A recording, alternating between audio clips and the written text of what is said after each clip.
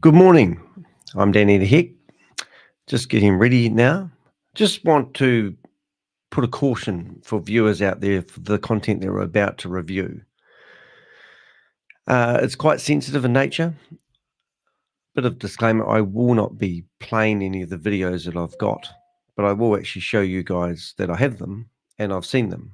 And I will not be quite playing alarming. any of the video. So what I wanted to do is just get my computer to read out the description of the video that we're about to do. I'm not sure if I'm qualified to do this, but I want to give it a go because I want to create some awareness around the seriousness of the scams that I bust and the consequences they're having on people's lives from a bigger picture point of view. I'm Danny the Heck, aka the Crypto Ponzi Scheme Avenger. I earned that nickname by having a full-page spread in the New York Times about my quest to name and shame anyone running or promoting a Ponzi scheme or a scam. The article was published, I think, on the 19th of November 2022, and I'm still milking it. Now, seriously, guys, I've been approached by lots of organisations since I've been in that newspaper. It was a game changer. Since then, I've been in numerous other articles featuring about Ponzi schemes and scams. Last week, I got approached by a lady called Stacy. And she told me about the human trafficking side of the scams. And she sort of candidly said to me, "Oh, can I share you a Google Drive with some images and videos of people and the compounds that they run these scams out of?" And I thought, yeah, okay, I'll have a look. I opened it up and I saw a few photos, which, most of us have seen stuff on the internet. And we look at it and go, oh, yep, doesn't really affect me. I got out of bed this morning, brushed my teeth. I think I did my hair. Walked past the kitchen, threw the toys that Pixel, my dog, has on the floor. Shut the door between me and my office, got in front of the camera and thought, ooh, what should I do today? I had a choice.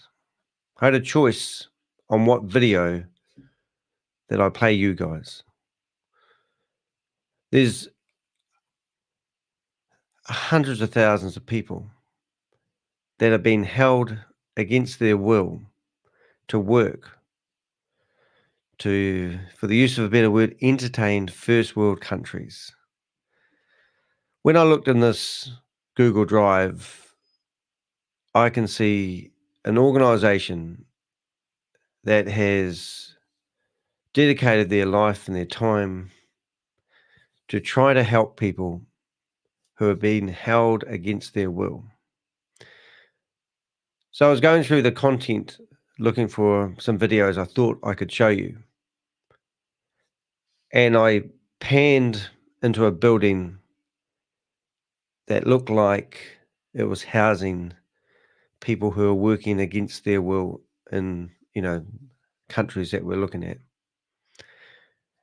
And I'm thinking it's not really showing much.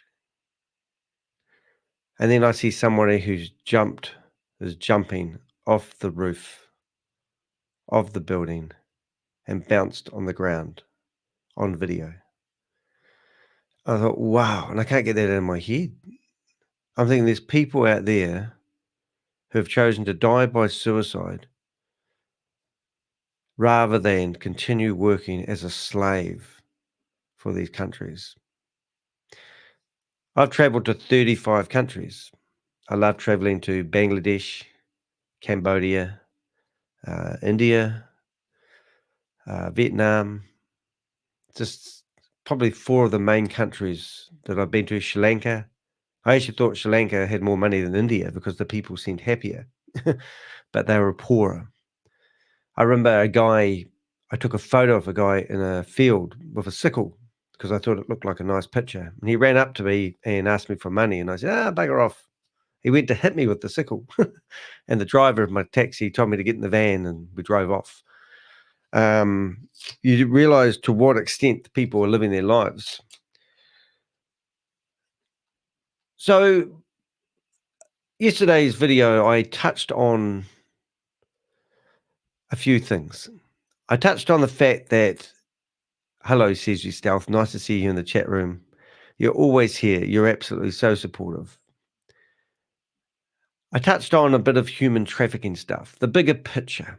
I mean, people say to me, hey, if I want to invest myself in a Ponzi scheme and I want to invest in one of these, what's it got to do with you? You know, mind your own business. And I often come back and I go, well, you're recruiting other people into it. You're trying to get your mum, your friends, and your family into this opportunity so that you can get a backhander, a reward, 10%. Hyperverse, for example, 52% of the money that went into that platform went back to the people that were promoting it. They had 20 levels of, I'm pretty sure it's 20, I can't remember, I think it is 20 levels of rewards to people that referred it. That's why it got such traction. So in 2022, $1.3 billion was brought in from that one scam alone. You're in the car, well, be safe. Dedication's awesome.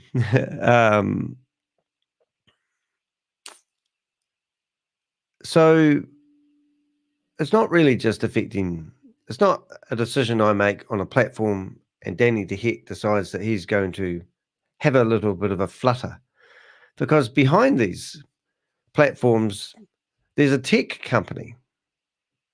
There's a group of people that have been developing the software. So yesterday, once again, we showed you a tech company. I think we showed you 3 tech companies. Susie Stealth actually showed me one of them. And they're all companies designed to do white label services. A scam that we've been busting lately is called, or it was called, We Are All Satoshi. And they've just said they've discovered the first world's version of arbitrage trading. And it's called Boomerang. And Boomerang was meant to be brought to us from Paul from Poland. I could have that wrong. But Shavis, the guy behind We Are All Satoshi, who stole it from Sam Lee and his company actually have defrauded Australians 58 million to date and taken off to Dubai and then popped up and started up a company called Stable Dayo. And then about 20 other scams have come out since then. I don't actually believe Sam Lee is the instigator. I believe there's criminal networks behind it, and I've always said that. And when I was in the New York Times, they actually told me I should investigate things like human trafficking. Some of the kiddie stuff, because it's so rampant, where people are fiddling with kids.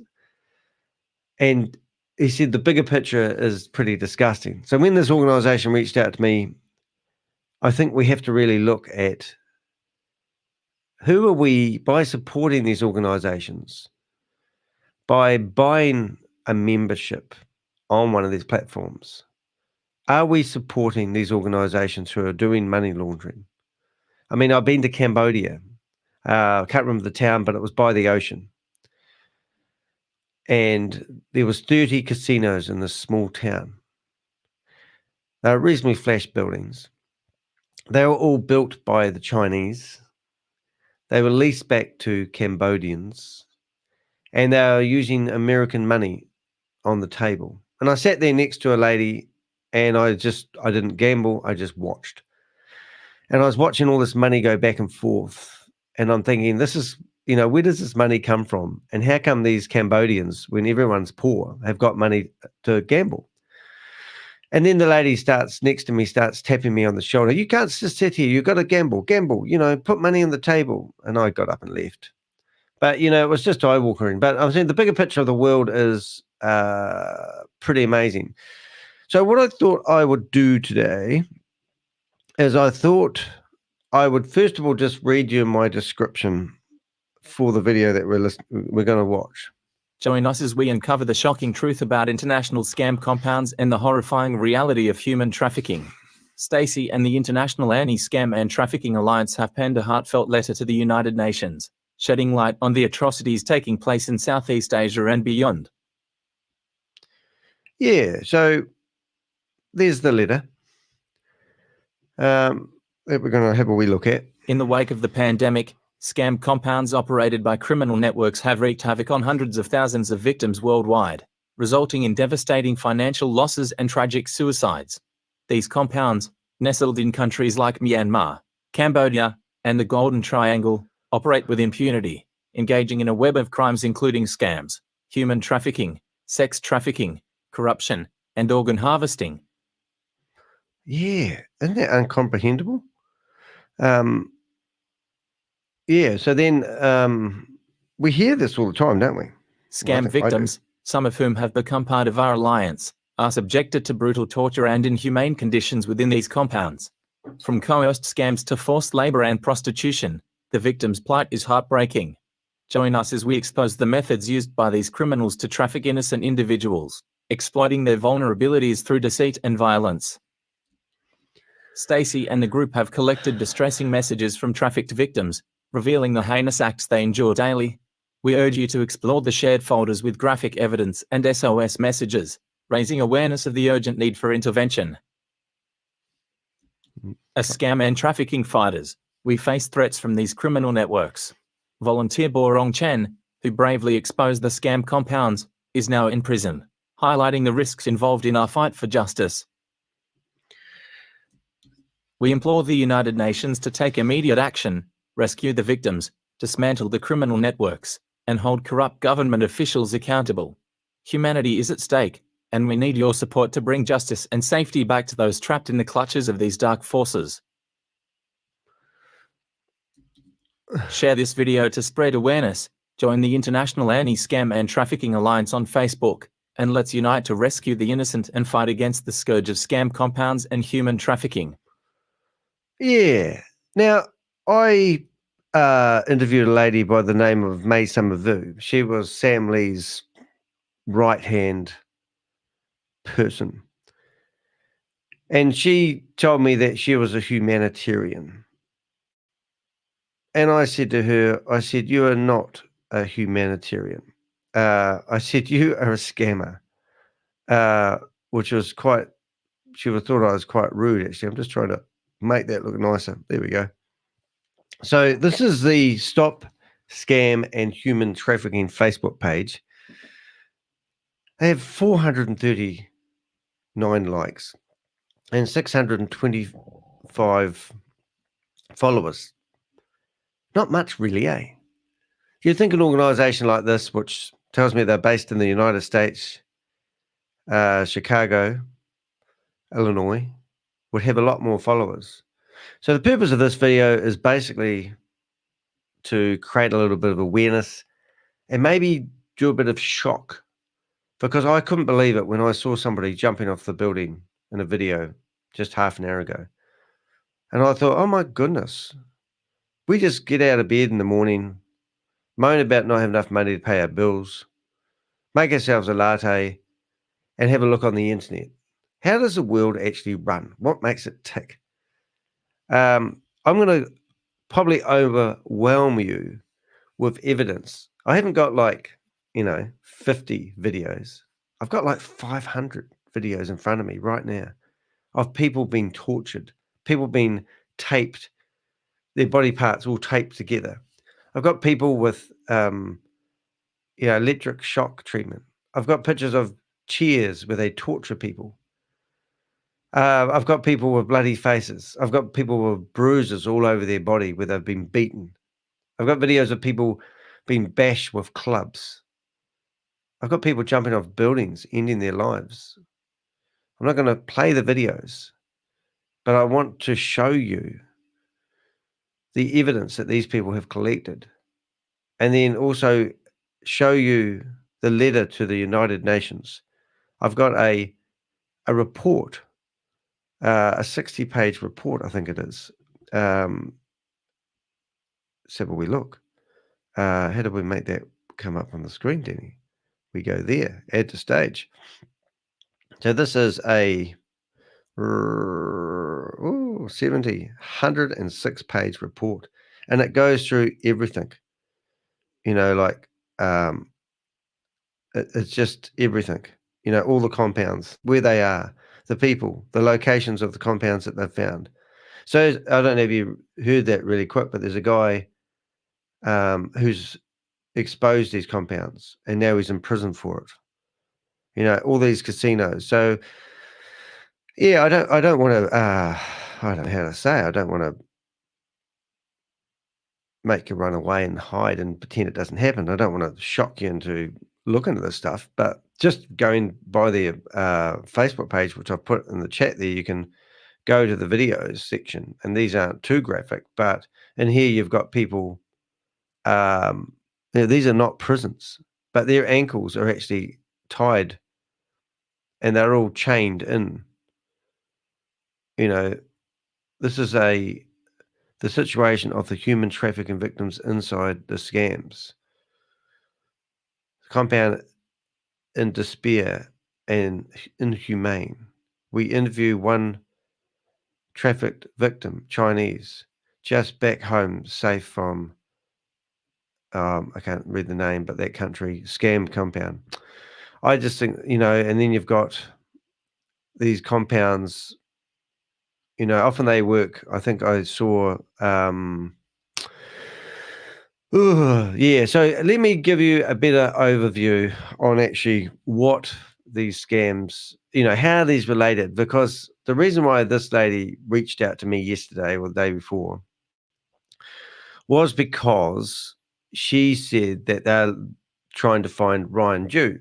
And I did a video about Ryan Dew.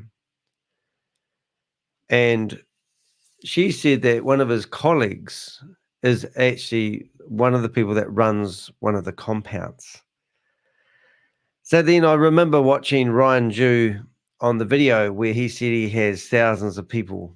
He had over 1,500 people working for him, working and promoting his scams and producing software. So, you can only kind of think, well, is this what he's doing? I mean, how do we know? It's not even like, I'm just trying to get the right screens here. Stop sharing screen, present, share the screen, and we're going to go to YouTube. Anyway, I'm waffling a wee bit, but I want to show you how this game works. Now, here's a guy, Pleasant Green. I don't know if you've watched any of his videos, and I will tag this video, and I also will put the video in the description so you can view it in your own pleasure. But I want to actually go through and watch the whole video. It's not too long. It's 12 minutes long. But I just want to basically get you the bigger picture. Because let's just say Chavis from We Are All Satoshi, or now renamed to Boomerang, claims he's got a tech team. Now, if you have got a tech team, Chavis, why don't you show us your tech team? Get your camera that you've got with you all the time, walk through your offices and show us, that you're not using, if you have got a tech team, I don't believe you have personally, but if you do have a tech team, then show us your tech team, show us their working environment, show us that you're not involved in this dirty and disgusting stuff. So let's have a quick listen to this as we go, and let's see what Pleasant Green, the YouTuber, has got. And I copy the Bitcoin. Hold on. Okay, so there's a bit of a story to it, but it's worth listening to. Today I was contacted by a woman named Lisa Lilly, who wrote me on Telegram and said hello. And I was like, hi. And she said, nice to meet you. My name is Lisa. And you? I said, do I know you from somewhere? And she says, I saw you in my nearby suggestion, so I'm talking. Now, she says she's from Los Angeles, California, but was in Utah for business last week, and that's how she got my number. And then she says, this must be our fate meeting. Well, how exciting. I ask her what she does for work, and she tells me she's a diversified investor and a lead analyst for cryptocurrencies. And that's when I knew I was dealing with a pig butcher. The pig butchering scam plays out when a host contacts their victim, the proverbial pig, randomly through a wrong number and starts to build a relationship with them. And you may have seen some of these wrong numbers coming through Skype or through your phone, and you probably just ignored them. But if you responded, you could have ended up meeting a pig butcher. And they get this name because after becoming your friend and earning your trust, It'll get you to start investing in crypto where you'll end up losing everything. So I'm going to go as far as I can with Lisa here, but I have to let her earn my trust. And thankfully, she hasn't realized the irony of my Telegram name, Mike Roch. My crotch! My crotch! Hey, has anybody seen my crotch lately?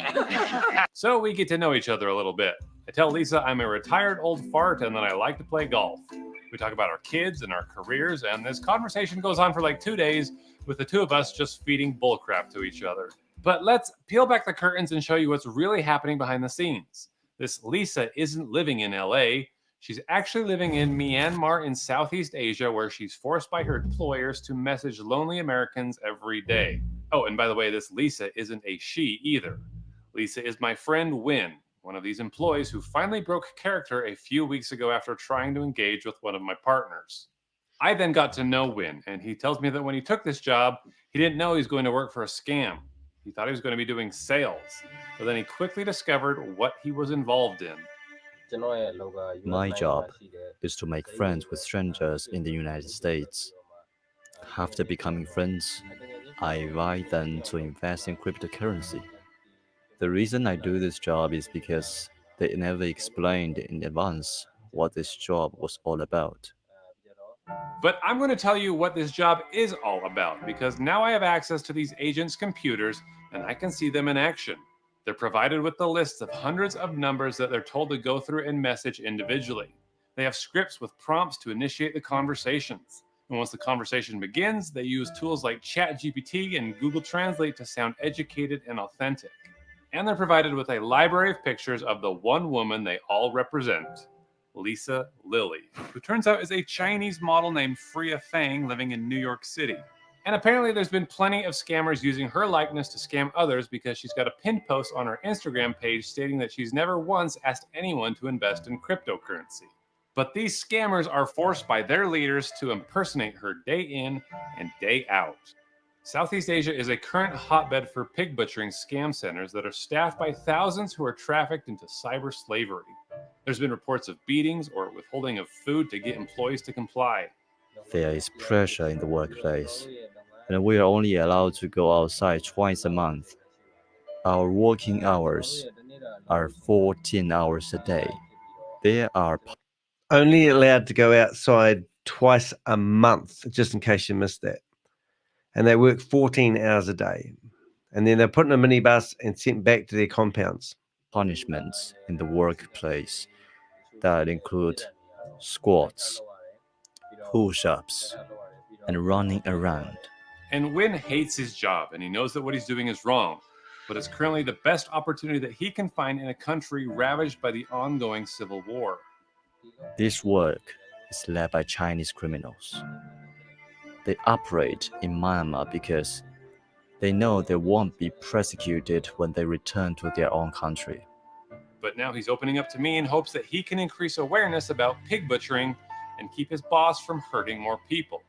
So eventually Lisa asked me if I'm on WhatsApp to see if we can chat there. But what's really happening is I'm being passed on to the boss, who will take this to the next level. This entire conversation up to this point was simply to vet me and see if I'd be a good candidate for the ultimate slaughter. So I soon get a voice message on WhatsApp. Hi, Mike. I'm Lisa. Nice to meet you to be friends in here. What the crap? Who is this? Win tells me that it's their translator and to continue playing along. She's also been recruited to send voice notes from time to time to make the relationship more believable. Lisa says, "It's nice to be friends with you here. We can have more exchanges here in the future." And boy, do we. I ask her if she travels much, and she says she stopped traveling since the pandemic. Wait, wasn't she just in Utah for business like last week? Isn't that how she found me? But she covers her tracks saying my job allows me to travel to many places, and it can also bring me a good profit. And I'm dealing with a very smart person who's been in the crypto industry for 5 years and even knew about Bitcoin 10 years back. Wait, so she knew about Bitcoin 10 years ago, but she's only been into crypto for 5 years? These scammers are so sloppy, but remember, they're relying on Google Translate and ChatGPT to generate their answers. But Lisa is smart enough to know that she can't just come right out and ask me to invest in crypto right away. She's got to be my trusted friend first. So for like a whole week, she's just texting me throughout the day, talking about her wonderful life of riches. She tells me about her visits to the spa she owns and tea time with her friends and the shopping trips with her daughter. One day she just casually sends me a picture of a Patek Philippe watch while she's at the mall and says, "What do you think of this watch, my friend?" And I say, "Looks expensive." And she responds, "It's not expensive. This Patek Philippe watch is quite affordable at only $58,000. Oh, only $58,000. Very affordable. But then she actually buys it. She then says, "I think through your continuous efforts and study, you can also buy it in the near future." And here is where things get very interesting. She says, "I think the next time my crypto analytics team analyzes a good trading node, I can bring you along for a hands-on learning experience. Because when you haven't done hands-on learning, it's hard to understand when I tell you. Hands-on learning is the best way to understand and learn." Well, the next evening, she introduces me to her website, xtcom.vip, and tells me to set up an international exchange account. Except xtcom.vip looks strangely familiar to xt.com, which is an established crypto exchange site. xtcom.vip was registered literally the day before this conversation took place. But I go along with it, and she teaches me how to deposit Bitcoin into my trading account. I click deposit, and then I copy the Bitcoin address. Then I need to go into Coinbase to buy Bitcoin. Then click send, and then enter the address of my XTCOM account. Once it's there, Lisa will help me invest it. Except I'm suspicious if that wallet address is really linked to my personal account. So I go ahead and I create a second account and go to the deposit money, and what do you know? The wallet address is the exact same. Nobody gets their own account on this site. Everybody here is just throwing their money into the same place, Lisa's pocket. And Lisa tells me to just start with a small amount so I can see how my trades do. But this isn't a real site. The people behind it will just edit the HTML to make it look like the victims are making big gains. And convinced that everything is going great, victims will then be pressured into investing larger and larger sums of money. And this is known as fattening the pig before the proverbial slaughter when the scammer runs away with everything. This video is sponsored by Aura, and their findings estimate that 12% of Americans who have used a dating app have experienced pig butchering, and that's more than doubled in the last 5 years.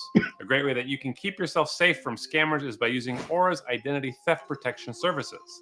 Their all-in-one app includes a privacy assistant that removes your personal info from data brokers and people search sites that can sell your info to identity thieves and scammers. How else do you think that this call center acquired this list of numbers? Aura also includes a VPN that keeps malicious websites from scraping your data, a password manager, fraud alerts, an antivirus, and a $1 million identity theft insurance policy to cover eligible losses that may result from identity theft. Best part is they have a 24/7 customer service center to help you get the most out of their tools. I think you should try it out for 2 weeks and see if it's right for your family. You can start your free trial at aura.com/pleasantgreen to stop threats before they strike. So yeah, I'm not going to be putting anything into this exchange. Instead, I'm going to call out Lisa for her lies. I say, "Okay, I will need to do it tomorrow. I'm having a sleepover with my granddaughter tonight." And she seems a little annoyed that I'm not taking this more seriously, but she can wait. So the next morning comes and Lisa sends me a typical wake-up text. "Good morning, Mike. Today's a sunny day. I went for a morning run in the morning and I just finished my shower." "Sure you did, you clown." But I said, "Oh good, I have been spending the morning with my granddaughter." She says hi. And then I go to f.frea's Instagram account, which is the same place where Lisa has been stealing pictures, and I find a picture of her daughter. And Lisa's response is, "What a cute kid." What? She doesn't even recognize her own daughter? So then I send her another picture. Here she is with my daughter. Then Lisa responds and says, "How did you get my picture?" And I said, "What are you talking about?" I said, "How did you get a picture of me?" And I said, "That's my daughter and granddaughter." She says, "No, I am not your daughter, nor is my child your granddaughter. I don't have time for this." And that's when I just decide to call and get to the bottom of this. But she doesn't answer. So I say, "Can we talk on the phone?" She says, "Of course. I thought we could have a video call." "Oh, okay." I say, "Let's do it." But she says to wait until the afternoon because I have an important meeting later.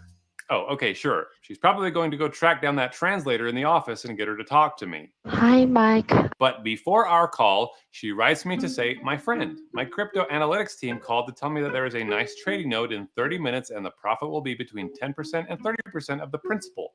I think it'll be a good hands-on learning experience for you too." Oh, I get it. She wants me to hurry and get me to invest my Bitcoin because I'm onto her bullcrap. So that's when I just decide to start a video call, which she declines. But then she calls me.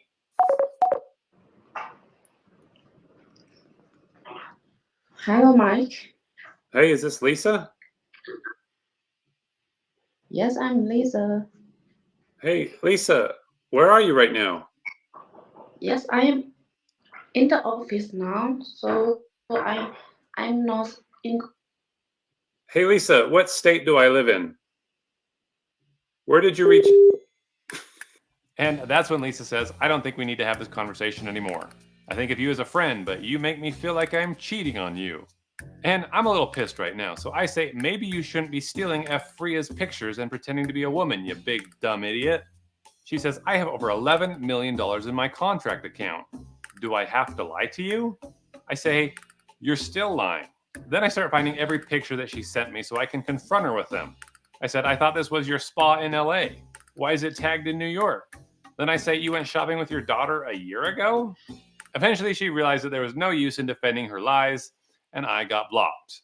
And I need to be careful because being too disruptive might cause him to take it out on the employees that serve him. And they are just as much of victims as the people that they're calling. But I don't have to worry about him taking out any aggression on Win because at the time of this recording, Win is out and he's safe. And he's finding legitimate ways to make a better life for himself. I'll never do this job again. I'm now doing the simplest and safest job for my goals. If fewer people will be scammed because of my actions, I'll be happy. And you have been worth it. All right, And mate. even though I've been blocked by Lisa and even though Win is gone, I'm not completely gone. And I can see real-time conversations happening with victims. And I'm going to do all I can to keep them from meeting the real Lisa. Hey, if you know someone involved in an online relationship, make sure and share this video with them and warn them. Don't fall for this. And I'll see you later. No, it's pretty cool. Well, it's not pretty cool, but you get where I'm coming from with that one. Hey, there's two other videos which are worthwhile watching. I'm just going to stop him, obviously. Boom. One of them you can't see the picture, but I've put the description to these videos in my video description. What shall I say there? But there's a documentary on the BBC News, and it's called the Pig Butchery Romance Scam. And would you believe that when I've been talking to the men in black, they tell me that they're more interested in going after the romance scams than they are about going after the Ponzi schemes, simply because a lot of people, they target people, they build relationships up with people, and then they get them to transfer money. And it's just a terrible way of people totally being misled, hoping they're going to get something. But that video there, I've put the link. It's called the Pig Butchery Romance Scam, and it's from the BBC. Now, it's had 250,000 views. It was released 10 months ago. And then another one, which I actually found quite good, was about a guy, how I escaped from Dubai, the dark side of Dubai, nobody talks about. And it was about a guy that went there and worked in some of the flashiest hotels in Dubai. And when he got there, that's him there, his passport got removed from him. And then he said it was, they made it feel like it was a common practice that when you went and worked for these hotels that you had your right to travel taken from you. And he talked about how he wanted to go back home. I think he's Italian. He was, I think, yeah. Or maybe, I'm not sure. I think he was Italian. I forget. But anyway, he had to basically get two other people that he worked with. And if he didn't return back to his job, they were going to get tortured. They would lose a month's wages. It's quite an interesting story.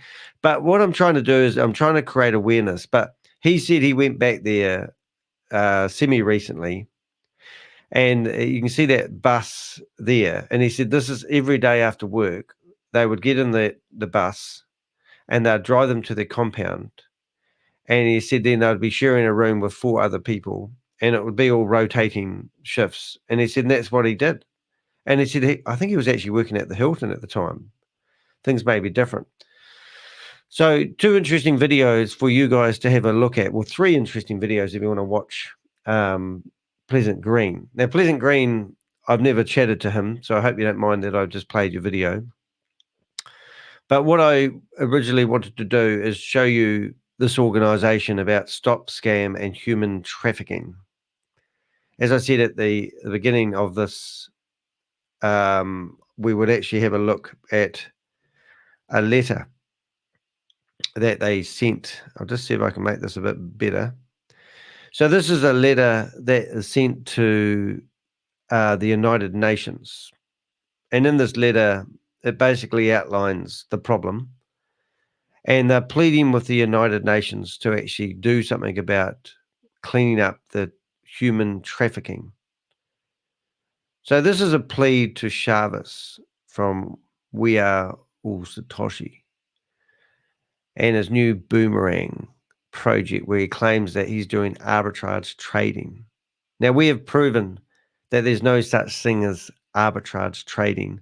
And in fact, they are actually using smoke and mirrors. And the rewards that people are getting are actually getting paid from a crypto wallet address. And I think it'd be fair that I explain it before we go any further. So the scam is, actually what we will do is we'll go into a new window and we'll show you guys briefly a little bit of the history so you can sort of get an idea. So what have we got here? Are we doing that screen sharing, Danny? We have to click the right button. Okay, that's not going to work. Let's try that one. Oh, that's not going to work. Let's try that one. Oh, that will do. All right, so what we're going to do is, first of all, we're going to go, what we'll do is we'll show you how these guys are actually working. So if you went to YouTube and you went to We Are All Satoshi, you would probably not realize that you've just stumbled across a few videos of people promoting an opportunity to you. If you go to the video section in here, you'll see videos of Chavez, and he's managed to get his videos back online because we've been causing so much havoc that they haven't been able to do live streaming and they haven't been able to edit or create any videos. So you'll see big gaps like 3 weeks ago, 4 weeks ago, 4 weeks ago, 4 weeks ago, 4 weeks, and then a month. And every chance they get. So in the last 2 months, this is how much content that they've managed to get online. And then all of a sudden, so this has been going for about 8 months now. And then all of a sudden you'll find that a whole lot of videos just got deleted. And that was when Sam Lee basically got kicked out. And they went through here and they deleted every video with Sam Lee in it. Then if you go back to the lives, that's the ones I was talking about, you'll see that they have only just started being able to do lives again. Now, I've been in there with my Avengers causing havocs, and we've been stopping them. We've been reporting them to Zoom, but Zoom have actually banned my account because they have said that people like Carl Miller here, who's actually on the dole, he's an Australian. Kate's an Australian. There's people from all over the world doing this, but Carl's on the dole, and he's the chief executive officer of the new project called Boomerang. And if you go down here, you'll see, like, you've got Grace here, who's actually a fallen judge who had 1,700 cases removed from her, and they did a public scolding, telling people that she's basically a disgraced judge. So all the people that have been promoting Ponzi schemes and scams, like Yvonne Henry, Pascal, I've been following these guys for, I can say, years. Over 2 years, I've been following these guys. Now, Pascal has his own YouTube channel, but he's now presenting and pushing these platforms down your throat. So people were told that when they first sign up for We Are All Satoshi, that they were going to put 30% of the money that you deposited into what you call the Vault Horizon. And the Vault Horizon had $4.2 million in it at one point. When Sam Lee, who defrauded Australians out of $58 million in his company, fled to Dubai, he popped up and started up a company called Stable Dayo. Stable Deo then started offering membership packages where people could sign up for a membership. They managed to generate, going by Gareth Blakely, $200,000 worth of sales, but they needed $10 million before they could start their project. It was actually a property company, and they were going to build like a hotel for $10 million, and then people could own parts of that hotel, and they invested in membership packages. Well, they got up to 200,000 out of the 10 million they needed, didn't succeed. Then all the people that were meant to be legitimate people dispersified, like Comrade. There's another guy that I heard is involved in human trafficking, which I've actually given to this organization. And basically, Sam kept the shell company and then called it Stable Deo, and he was using it to get people's KYC details, know your own customer. So if you wanted to sign up for any of the platforms, you basically had to go through and sign up on Stable Deo, and then you could sign up on a new platform, and it would tell you, would you like to sign up via Stable Deo? So when Sam went AWOL and went crazy, they basically got rid of him. And now they've gone back to pretending that they're doing KYC details. Now, never fill out those forms because they're going to get your passport, your home address, everything about you, your social security number, your name, your phone numbers, your email address, and all that stuff is data. And they're literally selling it to these bigger organizations. So if you go through here, you'll see it's all about Satoshi. People have got the proof of reserve, and they're alleged. So all of a sudden, all the money in the proof of reserve gets transferred out in a real shady way.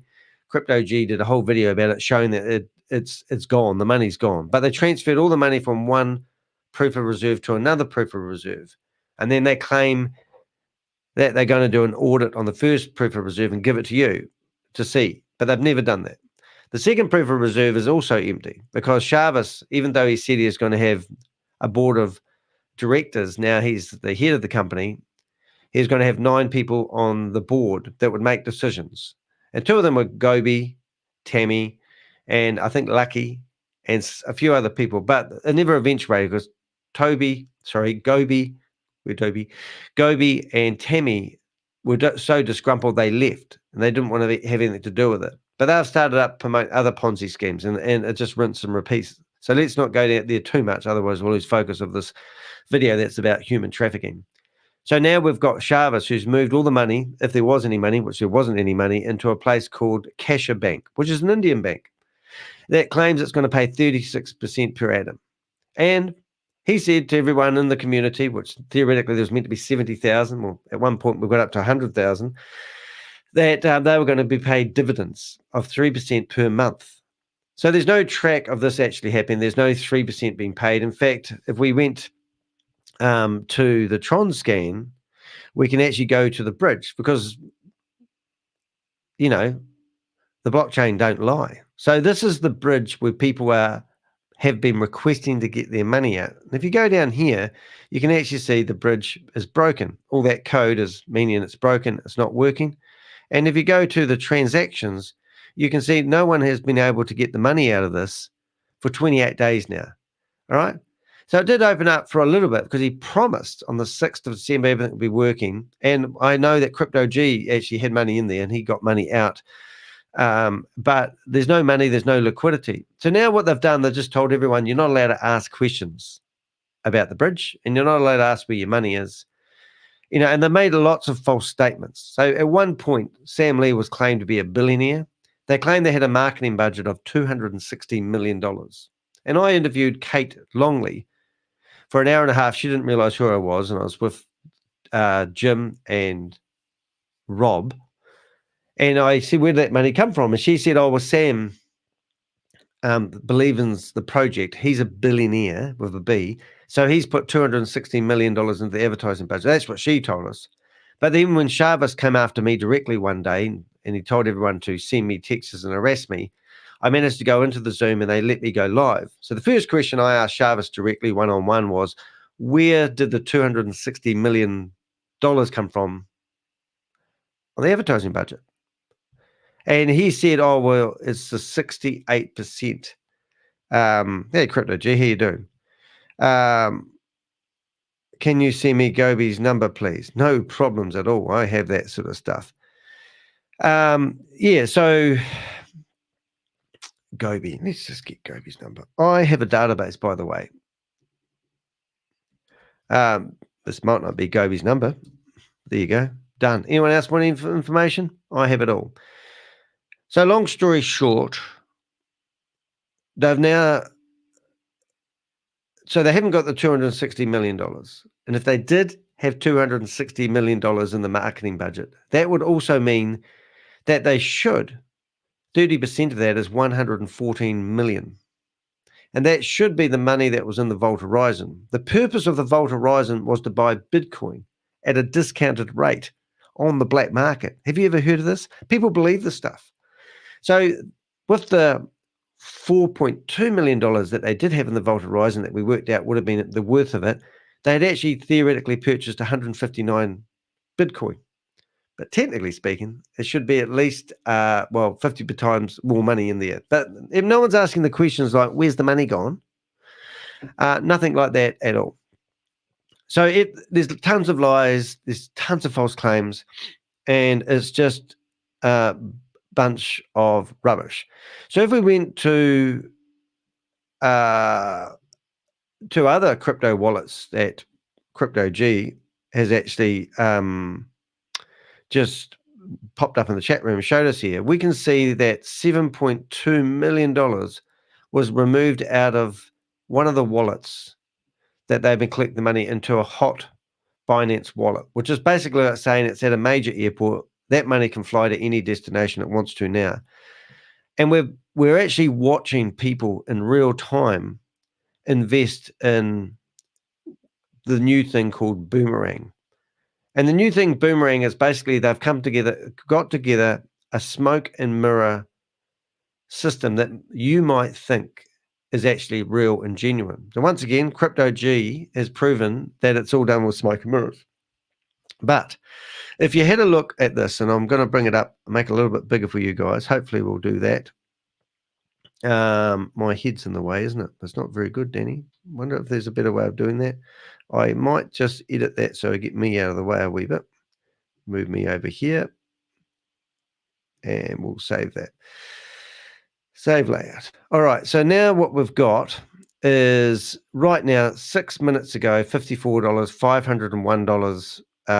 Was that $21? Yeah, $21, $20, $50, $408, 501, 154, 501, 1,000, 50, 50, 50, 304, 74, 50, 55, 500, $1,000, right? And that's money that's just literally come in the last hour. So people are still investing in what they think is an opportunity to make money. And then if you go to the out, you can see that they're actually transferring the money out. So 3 hours ago, 4.5. So I'm just going to read the money that's disappeared off this platform into another wallet in the last, let's just go first page. So the last 20 transactions, 4.5, 4.5, 4.5. Far out. No way. 123,000. Is that right? 10,000, 2,000, 2,000, 4.5, 10,000, 4.5, 5,000, 4.5, 4.5, 10,000, 10,000, 2,000, 4.5, 4.5. That's just in the last day, 8 hours ago. So that's, we worked out, Rob and I, just the other day, that's the money that has been circulated. All right. So what are people doing about it? So the first thing is, if you went to weareallsatoshi.com, they've had their website removed. All right. So that's gone. If you went to weareallsatoshi.ru, you'll find a Russian version of their website, which is quite ironic. But just last week, they had weareallsatoshi.ai. That got removed. So they fire up a new website called waas.network, and they put their website back online once again. And the authorities must be on their tail trying to remove these websites because they're running a scam. But if you go there, you can log in and you can see all the faces of all the people that they've conned. They think that this is just an investment opportunity of a lifetime. So now, as I showed you, 28 days ago was the last time anybody was able to get any money out of this platform. Theoretically, 30% of everyone's money is secured in the Vault Horizon, but that's disappeared.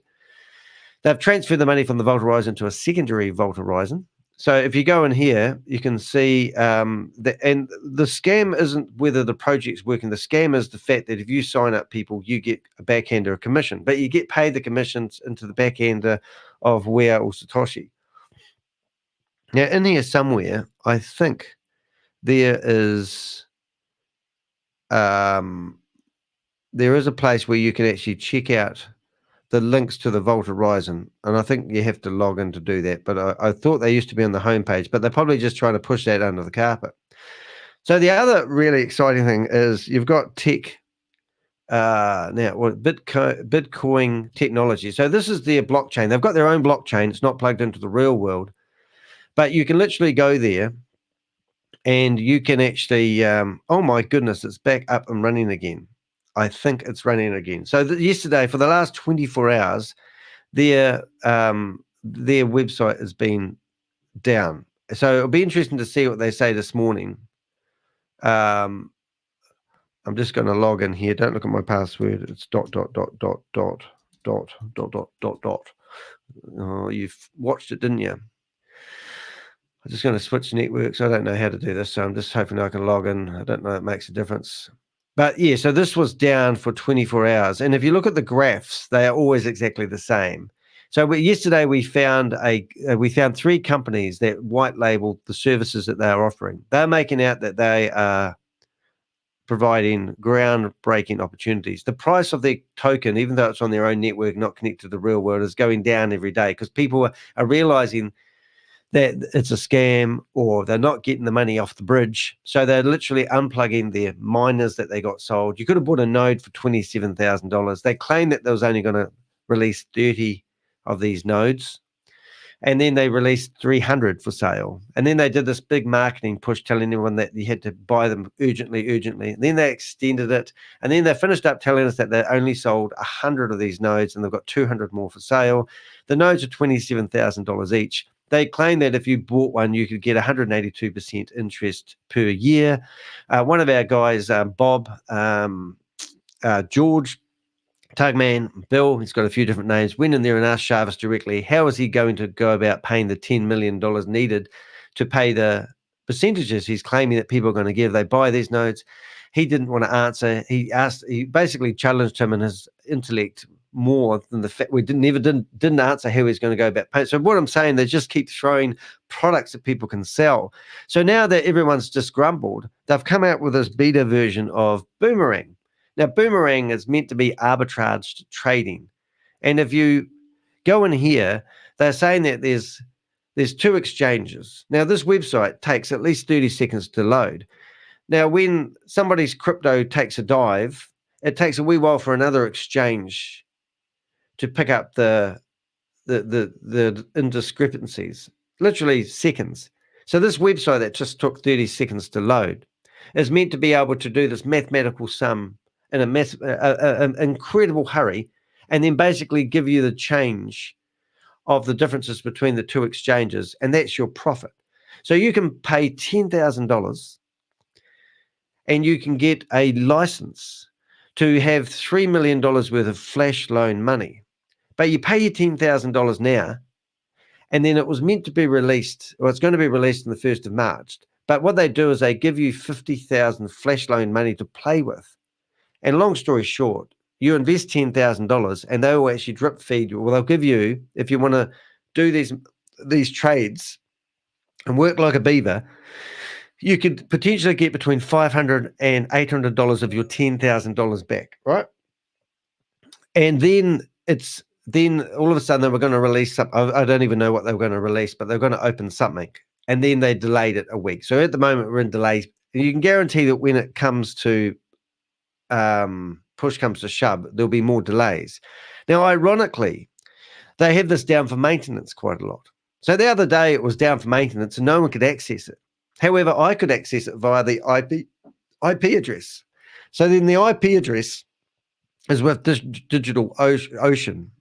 And the companies that we looked at yesterday who provide the white label service where you can brand out their arbitrage trading bot to whatever you want, also on the same server, which I know DigitalOcean's a big server, and it's not that, it's like saying it's on Amazon S3 servers. But the fact is, it's just a little wee coincidence there. But funny enough, when they're doing the demo on a live stream, it was working. But when you went there, it wasn't working. So it's literally smoke and mirrors. And Rob added up that the platform says total trades is 26,000 and total profit is only $114,000. And the volume is the flash loan money. So you can see the flash loan money profits. So there's only been 100,000. So this is people playing with even though they've paid $10,000, and on the 1st of March, you'll be able to go and blow your all your money. I'll just navigate it out of that.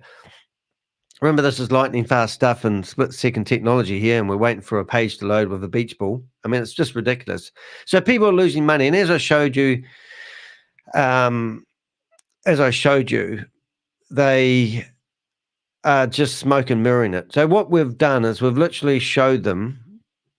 We've actually shown you that this is not arbitrage trading. In fact, they're manually topping up people's MetaMask wallets, and people are thinking that it's real and genuine. And now they've been told to wait patiently while you recruit other people. And if you sell a $10,000 membership, you get $1,000 backhanded. And then it gets all into the Satoshi bank account, you can't get the money out. So it's just a money collection, money grab system. And it's just one of many. This is not groundbreaking stuff. I showed you yesterday that there's organizations out there who claim they've set this up for 200 or 300 other companies. Whether it's true or not, I don't know. Everyone's lying. Everyone's trying to get you USDT. That's why billions of dollars have been lost in crypto investments ever since. But that's not what we're here for today. I wanted to show you the bigger picture. So as I said, if you're supporting Chavis claims to be a tech provider. Sam Lee claimed to be a tech provider. I'm asking you guys to go through and show us your tech team. How hard can it be for someone to walk through, one of your staff even, do a video and introduce some of the people that are behind your technology company that you claim to have? Chavis claims that he started up his own corporation at the age of 17. He claims he provided tech services for Marbles. He claims that he has also provided tech services to government organizations. He also claims that he's produced AI that every person in the world uses.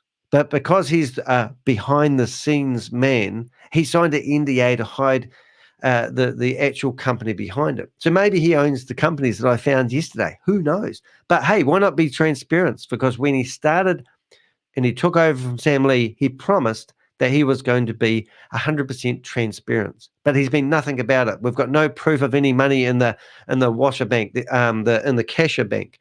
He claimed that he was going to show us the audit from the Vault Horizon. That's never happened. He claims that he's going to show us the certificate he's got with the bank. Now, the bank called Cashier Bank, do some research on it. It's an Indian bank. 26% of people on Trustpilot say it's a scam. He took the money out of the Vault Horizon, if there was any money, which I don't believe there was, put it into a bank that was paying great interest. Now, would you take your money out and put it into a shady bank because they said that they were going to pay 36% per annum? Of course not. All right, so what I want to do is I want to show you these files. This is to do with the human trafficking, and I just want to create some awareness. So in here we've got Turkey, Philippines. Is it Maya? I never can get that name right. Mail. Let's see if I can get it read. I can't get it read. So let's have a wee look and see if I can go in there. Right. I do want to read it because I always pronounce it wrong. Myanmar. Let's have a listen. Myanmar. I mean, won't be able to pronounce it. But if you look here, I mean, I'm not going to play these videos, but we've got Turkey, Philippines, Myanmar, Golden Triangle, Dubai, and Cambodia. And as I said, I've been to Cambodia and I've seen the hotels that they have. So just going here, you can see these are videos of people who are actually literally living in these compounds, which are running these scams.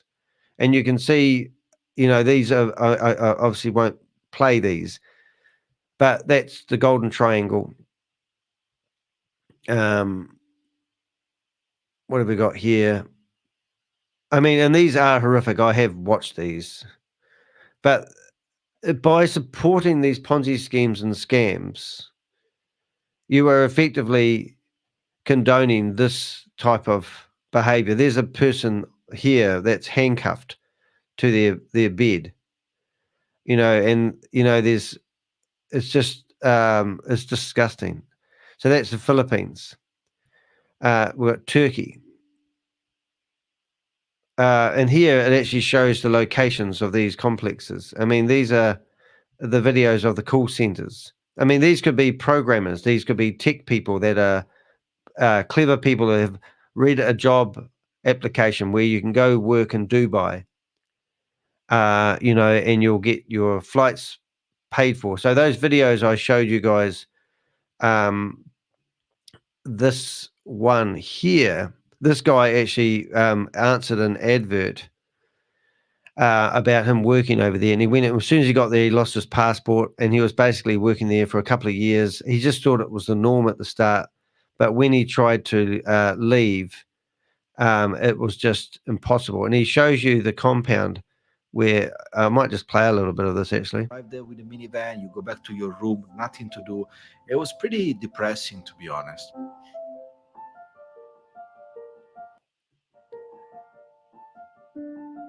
I'll just going to turn the sound down on that one.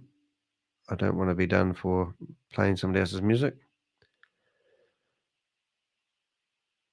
So this doesn't look like a bad compound, but you can see, so he's done a really good job there.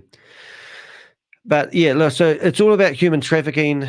Come on, show us your staff, Jarvis. If you've got a tech team, why aren't people questioning where his technology comes from? We have proven and shown you that the technology he's using is all third-party, white labeled stuff. So it's not his technology. He's just using it to scam people.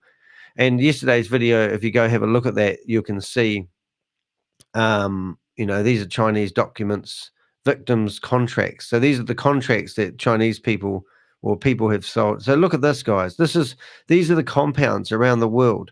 Oh, shit. Sorry, guys. There we go. I'm getting better at using the software, but these are contracts that people have signed, like they mean something. And then they're told that they have to work here. But look at the compounds of these, where they're forced to work. They've done amazing research. So this organization reached out to me yesterday, and they said to me that one of the contacts with Ryan Zhu owns one of these compounds. I mean, look at the contracts. Look at the research that this company's done. And it's just So this morning I witnessed somebody jumping off a building. And I don't know, and I'm not saying this is, but I assume that the reason why this hotel's in here, you're going to see people who are working at these tables, these casinos, who are actually, working. So there's some newspaper clippings. Thai police arrest China, whoever it is, suspected of gambling, running for a decade. I think you have to sign up for this paper. Yeah, you do. But there's lots of articles. There's another one here: human trafficking rescuer charged with indictment. I don't know what the word indictment Human means. trafficking rescuer provisionally charged with incitement. Yeah. So I'm not going to read all those to you, but you get the idea. I mean, I think what really blew me away,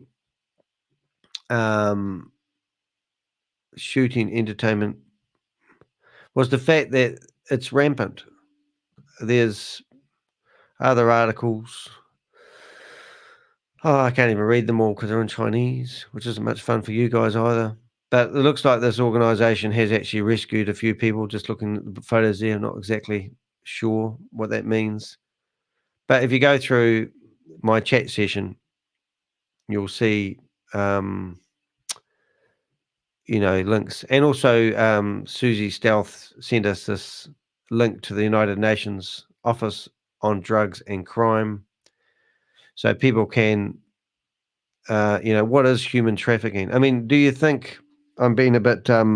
Human trafficking is the recruitment, transportation, transfer, harboring or receipt of people through force, fraud or deception for exploitation. In every region of the world, traffickers exploit vulnerable women, girls, men, and boys of all backgrounds for profit. Even without knowing, we might have come across its victims. Traffickers often use violence, blackmail, emotional manipulation, removal of official documents, fraudulent employment agencies, and fake promises of education and job opportunities to trick and coerce their victims. Now you got forced labor, sexual exploitation, mixed forms. Don't know what that means. They're using other people's documents, criminal activity, forced marriages, begging, baby selling, removal of organs. That's what they're doing, guys. That's what the world is we're living. Now, by supporting people like Chavez, We Are All Satoshi, and these platforms that you might think I have a right to do what I like with my money, isn't right. So what I was going to do, I was going to come here, and I was going to show you the actually, what was I going to do was actually more interesting, I was going to bring up this form here, and I was going to go through, this is a letter pleading with the United Nations to do something about it, right? But the honest truth of it, it's this one here is the same document here. And it might be just easier to read this right here. So this is International Anti-Scam and Trafficking Alliance, Dear United Nations. I'm not going to read it, but if you want a copy of it at any stage, I can give you the link. They shared with me a folder. And in this folder, it showed basically what I already showed you. So that's going to be no fun. But the one I did want to show you,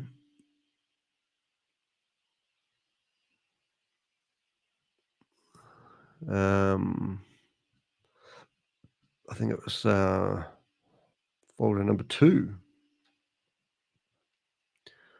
Yeah.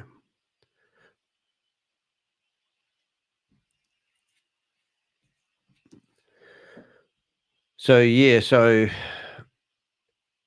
you've got, you can see they've got chains. They torture people. This is since COVID.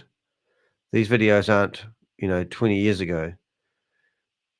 I don't even want to press play on the videos because I did press play on one of them today and literally watch somebody jump off a roof. I won't go past those, but it's just like, when you've been to Cambodia and you've walked around the streets, when you've been to places like, they didn't have Bangladesh in here, funny enough, but you can see people literally being tortured. So what are you supporting by investing in these platforms? Are these clever people that have answered an advert, gone to Dubai, Cambodia, the Philippines for a job opportunity? Like we have this thing where you can work overseas and go to the UK and have what you call, maybe a gap year. And people come over here and they work. They go work in a bar or a cafe. They get some job experience. But a lot of people aren't as fortunate as each other, and literally, it's just they're just getting exploited. For first world countries, people. It's just horrible, and I just think that by supporting organisations, what do we do? Why does people like Chavez here? Is Chavez a victim? I mean, I don't believe for a minute. We found that $24,000 was put into his wallet address. I mean, so is he getting paid? How does he sleep at night? I mean, how does this guy here sleep at night?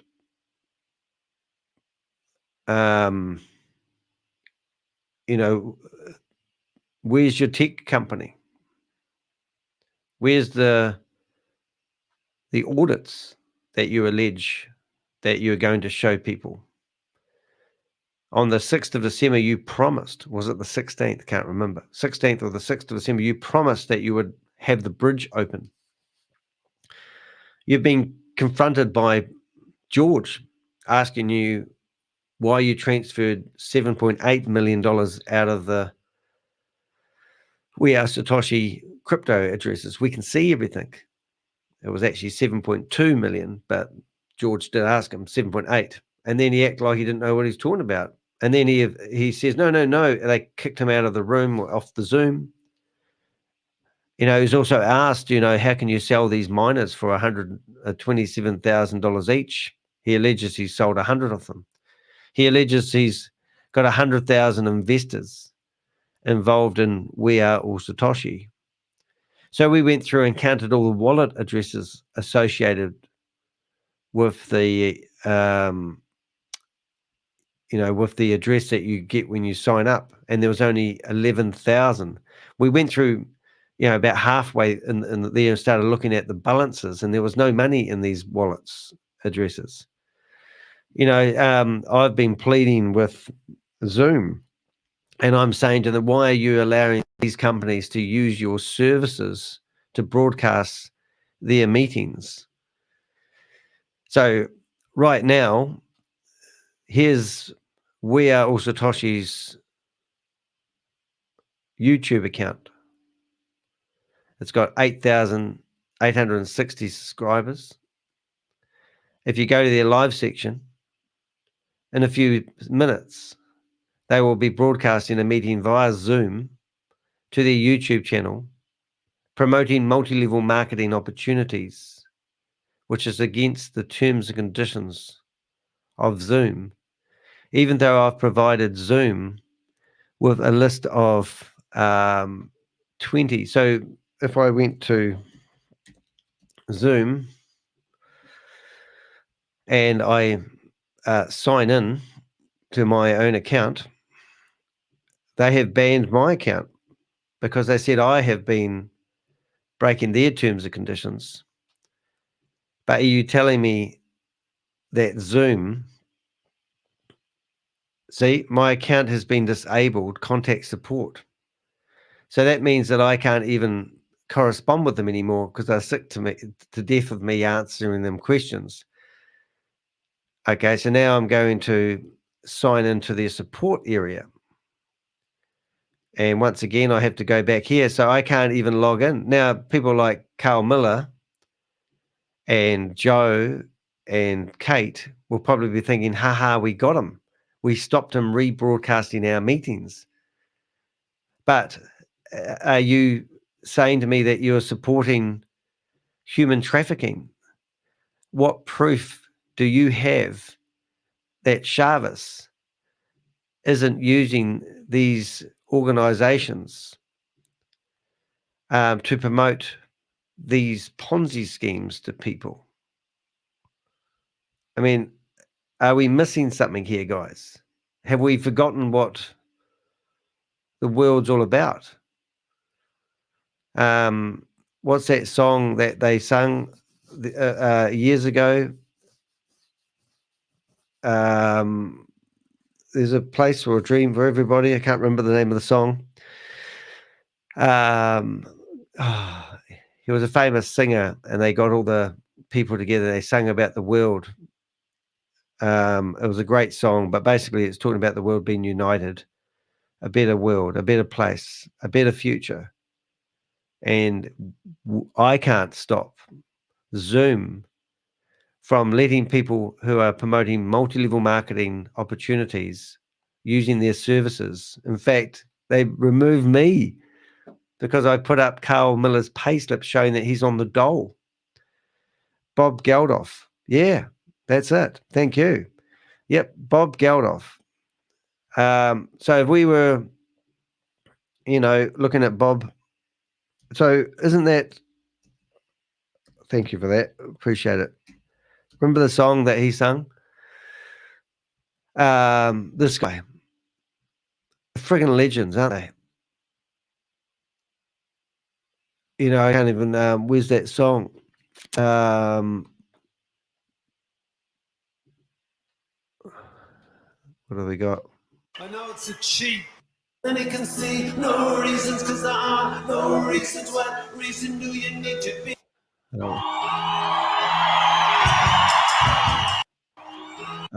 know. I don't know it's a song, but I don't like Mondays. I don't like Mondays. I don't like Sunday mornings. But yeah, he's a freaking legend, isn't he? He did that song at Christmas time, wasn't it? For humanitarian. So when people like what's her name? Free the World, is it? Oh, thanks, mate. Free the World. When people like Feed the World, when people like May Summerview tell me that she's a humanitarian and she's sitting in there promoting a bloody Ponzi scheme. Yeah, remember that? Oh, joy. Goodness me. These are memories, aren't they? I can't play this because the copyrights. This is the stupid thing about it. That's the song I was thinking of. Thank you. Be afraid at Christmas. Yeah, so it blows me away. Oh, that's right. Boy George. Remember the hard time he used to get for being different. And these people were passionate about making a difference to the world. And now we've gone through COVID, we've managed to survive that. There's people right now that are in these compounds who literally are stuck there, who put in handcuffs. And in the meantime, I'm not allowed to play this music because YouTube will tell me that the music's copyrighted. But they will allow, We Are All Satoshi to broadcast a scam onto their platforms. So let's see if the scam is there, because it will probably be. We got the right one 17 hours ago, not broadcasting yet. 4 minutes ago, pop up any minute. So I don't know about you guys, but I can't stop. I can't even write to Zoom anymore because they've had enough of me. They just turn a blind eye to it. So maybe when you get given the address to the meeting today, you can do what I've been doing, and that's report those meetings to Zoom, because they told me that they have an automated service where if enough people complained, that person's accounts get shut down. That's how they monitor. They monitor things. So if I go to Zoom report, you will see. I don't know the meeting ID today, but I will find it and I'll just show you, because that's how they police it. You see, they rely on other people to report their meetings, and if they get enough people complaining, then they will do that. Now, what have we got? We've got. Does it mean anything to you, Danny? No, great. Okay, I don't want to get distracted here, but I'm just trying to look for the meeting. There's a lot of rubbish in my chat rooms, guys, which I appreciate you're passionate about, but keep it on topic, because when I'm doing these meetings, I'm trying to find the room number. Zoom. Zoom. No, I can't find the meeting number, but let me just say there's a room ID. You put room ID, and if you have a look at this message here, this is what I send to Zoom, and that is basically I link a government document showing that We Are All Satoshi is a scam into the article. And then I do, I basically just go to that link, zoom.us trust form. I'm just going to bring it up again. I'm sorry, I'm a bit off topic now, but let's go. So what I do is you can go to Zoom and you should be able to go here, and then you put your name. And this is just a waste of time, to be honest. Then you report fraud. It asks you if you are the Zoom account holder that you're reporting on. You could go yes, and then it asks you for your email address again, and then it says, "Did you are you reporting fraudulent charges?" Well, I'm not. And then please provide us a detailed message. So then I go, I basically post the link to the government documentation. So if you go to this link, you'll see there's a state of California basically saying that they've been told to cease and desist, even though Satoshi says because Sam Lee has left, it doesn't apply anymore. So now what I'm going to do is I'm going to go back to YouTube. I'm going to find the Satoshi subscription. I'm going to go to their YouTube name. I'm going to go back to the form, and I'm going to say, please provide a description of Curd. This company is using your services. See services for promoting MLM platforms. And then I've got, so here's this company is using your service to promoting ML platforms. See, they have been told to stop. Right. So then you can see their YouTube account at boom. So I spelled account wrong. And then I go, because I can do this, other companies that are also breaching Section 8 of your terms and conditions are listed below. So I'm only allowed to use 3,000 characters, but just so happens I have a list of all the Zoom links. And I go down here and I put them into here and I paste them. And look, I've gone over the limit. They don't want to hear from me if I give them too long an email. So here's a list of all these other Zoom meetings, which you can't see very well. But these are a list of all the other Zoom meetings that I frequent. And I used to go there and take the piss out of them and name and shame them. So now it's asking me to drag and drop some documents. So I come in here and I open up my desktop. And the first thing I'm going to do is I'm going to go to Grace Zumba. So I've got a whole PDF document that's been given to me to show that the judge that's running these platforms is Grace Zumba, and that's a whole dirty, disgusting file on that piece of shit.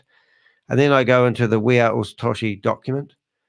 And just because I can, I'm going to also include the letter to the United Nations about these companies, the human trafficking people. Man, what the hell? I've got another document here that was submitted to the casino report. Yep, it's too big. Jesus.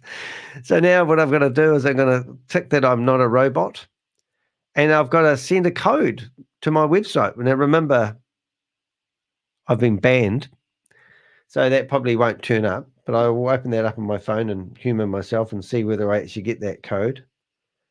And I do. So I got the verification code, even though my account's been banned, so I can't even log in. 705955. And now I've got enough in here, theoretically, to have an arsenal of information, and I submit. And I can do that all day long because I've got nothing else to do with my time. So here I am helping Zoom police their own services. So I sent a heartfelt message to Zoom originally saying, look, if you guys are struggling with trying to clean up your act, then employ me. get me in there, because I have got a list of over 40 companies which I've witnessed breaking your terms and conditions. So if I search for Zoom terms on MLM, acceptable guidelines. Okay.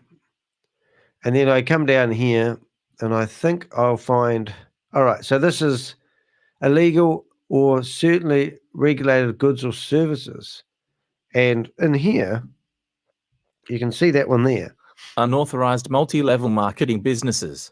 Right. So on their own terms and conditions, this is section 8, they say that they will not allow you to promote. Now, what part of authorized multi-level marketing businesses boomerang? Anyone know? Put your hand up. Toot, toot, toot. Hello, Lisa. Hard to see you. A bit more of us. Nice to see you here. Nice to see, and thank you so much for everyone that's been here at the moment. But today we're talking about human trafficking and looking at the bigger picture of what's happening. So now we will flip back to We Are All Satoshi, who isn't a regulated financial advisor, using the services of Zoom that have banned me because I'm now shaming people running these meetings. And we're looking for a live presentation, which we haven't. But while we're killing time, I can't help myself, this is Boomerang. And yesterday it was ran by, I think, Yvonne Henry, which is an Australian. She's, they play their music. Trader sells that cryptocurrency So on that's exchange Yvonne Henry where it is overvalued for 11 about, Ethereum. So he paid 10 and then he sold it. Now, notice that they've taken all the words off their PDF documents that mention anything to do with We Are All Satoshi.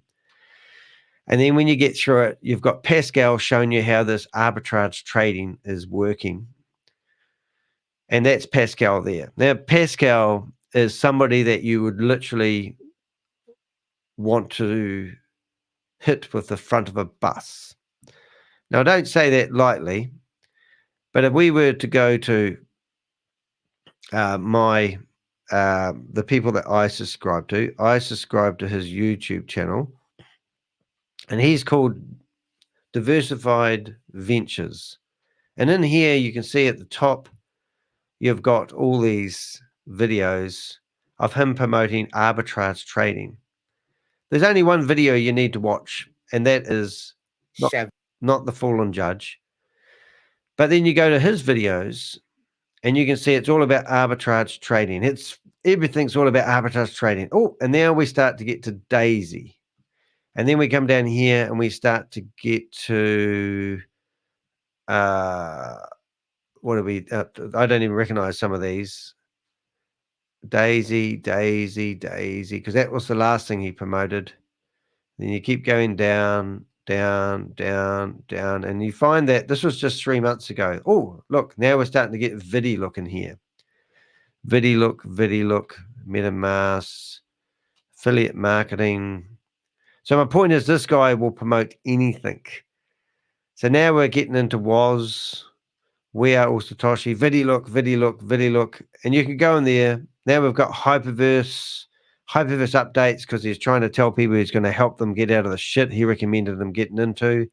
Then you've got Horizon, which was where they've got a recovery plan for people that lost their money in Hyperverse, and it was actually Terry Clayton.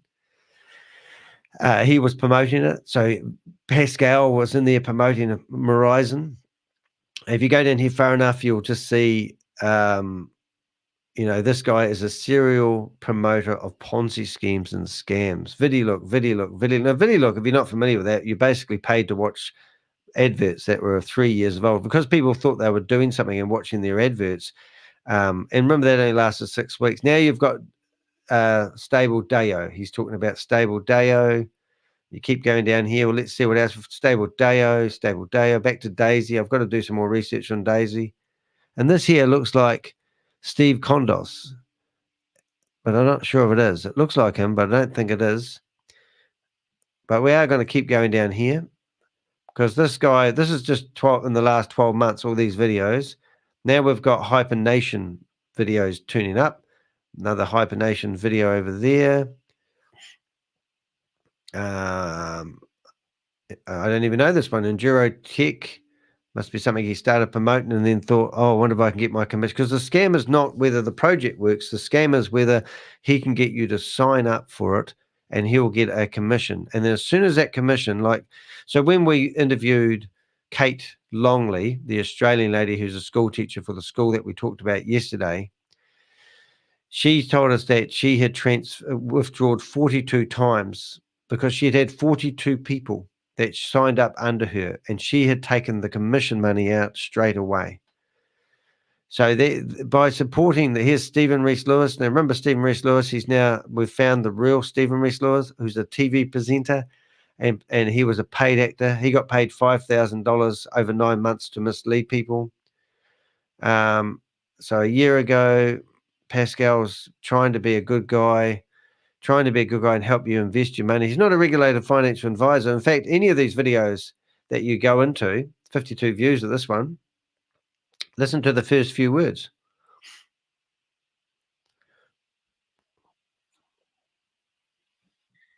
Hello, everyone. Welcome to 2022. Happy New Year to all of you. My name is Pascal Defoe, and in 2022, again, we're going to start where we left off. So with Diversify and Compound, we're just going to carry on where we left off in 2021. However, today, this afternoon, depending where you are, we're going to be reviewing 2021 as well as setting, perspectives, goals, and, objectives for 2022. We'll be discussing what we went through in 2021, what didn't work out so well, what we should change in the way we operate, in order to make 2022 an even better year. But prior to that, I would like to wish every one of you, as well as your loved ones, a very healthy and prosperous 2022. I wish you to reach new heights. I wish you to get even, closer to that financial freedom if you don't even reach it. Because my wish is for us to reach our financial freedom. A couple of videos ago, I talked about passive income opportunities and how people are being sold a passive income opportunity. I don't know anyone that's living the passive income opportunity other than these big guys like Keith Williams, who is currently, I've heard through the Men in Black, that they're going to go after him, which is great. And I did have a phone call with Keith's best friend yesterday, and alleged best friend, who had Christmas Day with Keith. And I said, I said, Keith is toast. I said, either Keith is lying to you or you're not telling me the truth. So we had a face-to-face phone call over Telegram, and he reassured me that he would like to know what's going on. And he also said that he still had connections with Kalpesh Patel. So I said, I don't trust you, mate, because you're telling me you're still canoodling with Kalpesh Patel. And then he said, well, I don't. I just message him every now and again over WhatsApp. And I said, oh, well, that's the same as me. So interesting enough. But what Pascal is about to tell you is he's going to say that he's not a financial advisor. And because he thinks that he can just say he's not a financial advisor, he'll keep giving you financial advice. So it's pretty disgusting. What we were doing, it's gone back to the start again. But if you went through Pascal's big list of shit, you'll find that this guy doesn't do anything but promote anything that will give him a commission. And this is the scam. So when we go back to We Are All Satoshi, which is theoretically a training day today, and they just got to gaslight you, there's no live broadcast today. So something's gone wrong. Is anyone in my 12 now, I'm losing years, unless it's right, it's all so wrong. Why can't they be stopped? Well, I think it's a very valid question. Why can't they be stopped? I mean, I started doing a thumbnail because I wanted to go after Crypto Queen and Ryan Jew, and I wanted to have a meeting and say, well, why can't we think bigger? I mean, I've just shown you that all this human trafficking stuff is actually, no doubt related to, Ryan Jew has connections, strong connections with someone who owns one of the compounds where they're actually human trafficking. That's why this organization reached out to me yesterday. So this organization here actually reached out to me a couple of days ago, and I talked to a lady for an hour and a half on the phone. And if you read the description, you can see that she's submitted to me reports, about,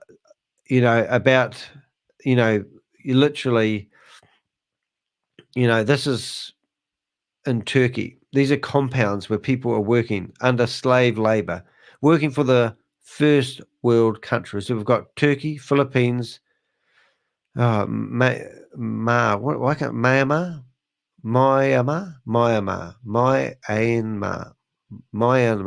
Wow. I spent a year learning how to read and sound out words. Obviously, it didn't do any good. And the Golden Triangle. So I don't know where the Golden Triangle is, but I would actually be interested. But, as I said, I witnessed this morning, I was looking at a building and I thought, they're showing me where they live. And then I witnessed somebody jumping off the top of the building and literally bouncing off the pavement. They decided that they had had enough and they were getting beaten up. I mean, what the hell's the world coming to, guys? That people are, dying by suicide. Are we kidding? Yesterday, I mean, oh my goodness. Oh no, I thought they were mine. I just realized that this is my Dropbox. I saw my own name in here and I thought, oh my goodness, that's amazing. Victim support show yesterday, boomerang play. What the hell's that? Let's have a look at that. We could stumble across something dangerous here. Boomerang live playlist. Oh, that's interesting. Boomerang playlist. What's in there? I'm curious now. I don't think you're going to see anything terrible here. If not, I will hit the stop sharing. The coffee machine going. That's a good thing. Greetings and welcome to yet another presentation on Boomerang. Boomerang हम लोग सब जानते हैं एक zero collateral artificial intelligence based arbitrage protocol है which combines the entire concept of arbitrage platform पे link tr.ee/boomerang. Oh, this is Trash Shit's voice. Oh, somebody must have shared this with me. I didn't know. पहली master training वो भी आपको directly YouTube link पे accessible है, सो आप ये access कर सकते हो. इसके अलावा जो हम I emailed him yesterday. Funny enough. Contact कर सकते हो for any technical. Oh, that's interesting. So what's this one here then? I'd love to know who shared these to me.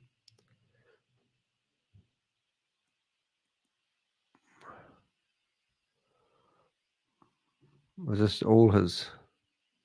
वो अगर आपके यूजर स्टेट्स इंडिकेट कर रहा है and yeah, so let's have a look. I'm just going to go back earlier this week. Victim contacts, photos and videos. I think the victims ones was the one that really blew me away the most. Yeah. Oh, it's a sad world, guys. I mean, I don't want to bring rain on your parade, but I mean, I think we can make a difference. I know I'm fortunate enough. I have made a difference, and I get overwhelmed sometimes, and I probably get a bit blur, but you feel like you just can't stop it. But honestly, I've never seen anyone jump off a building in front of my eyes, and I just witnessed that. I don't see any reason why in the modern world we need to condone people being beaten black and blue. I mean, I got a smack when I was little, every now and again from my mum.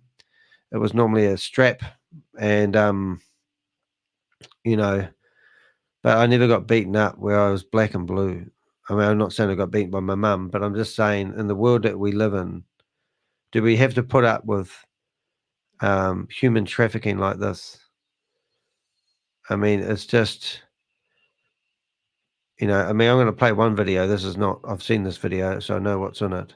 But this is somebody who is taping up or tape. I mean, what the heck? I mean, what sort of carry on is this? We've got, people being slapped, people being beaten. I will show you this one as well. This one here I've watched. And I had to watch it twice because I couldn't figure out what was happening here. I mean, you get the idea, you don't need to watch it. But I mean, these are not made up videos. I mean, these are real people, real human beings that are loved by their mum and dad who have got stuck in these compounds, which are running and promoting these scams. We watched the pig butcher stuff at the start. I mean, these are like contracts that these people have signed thinking they have to be there. I mean, we've got people's passports, photos, they're just trapped. I mean, I've got a lady who I talked to an hour and a half on the phone. I think you saw her name there pop up on the screen. They're showing me that these hotels or these casinos are literally running. They've had articles in the newspaper. They've got articles all over the world coming out about these people. I can't read it. I can't listen to it. It's in Chinese. I think it's Chinese, and it's just absolutely gutting. And then we've got the modern world.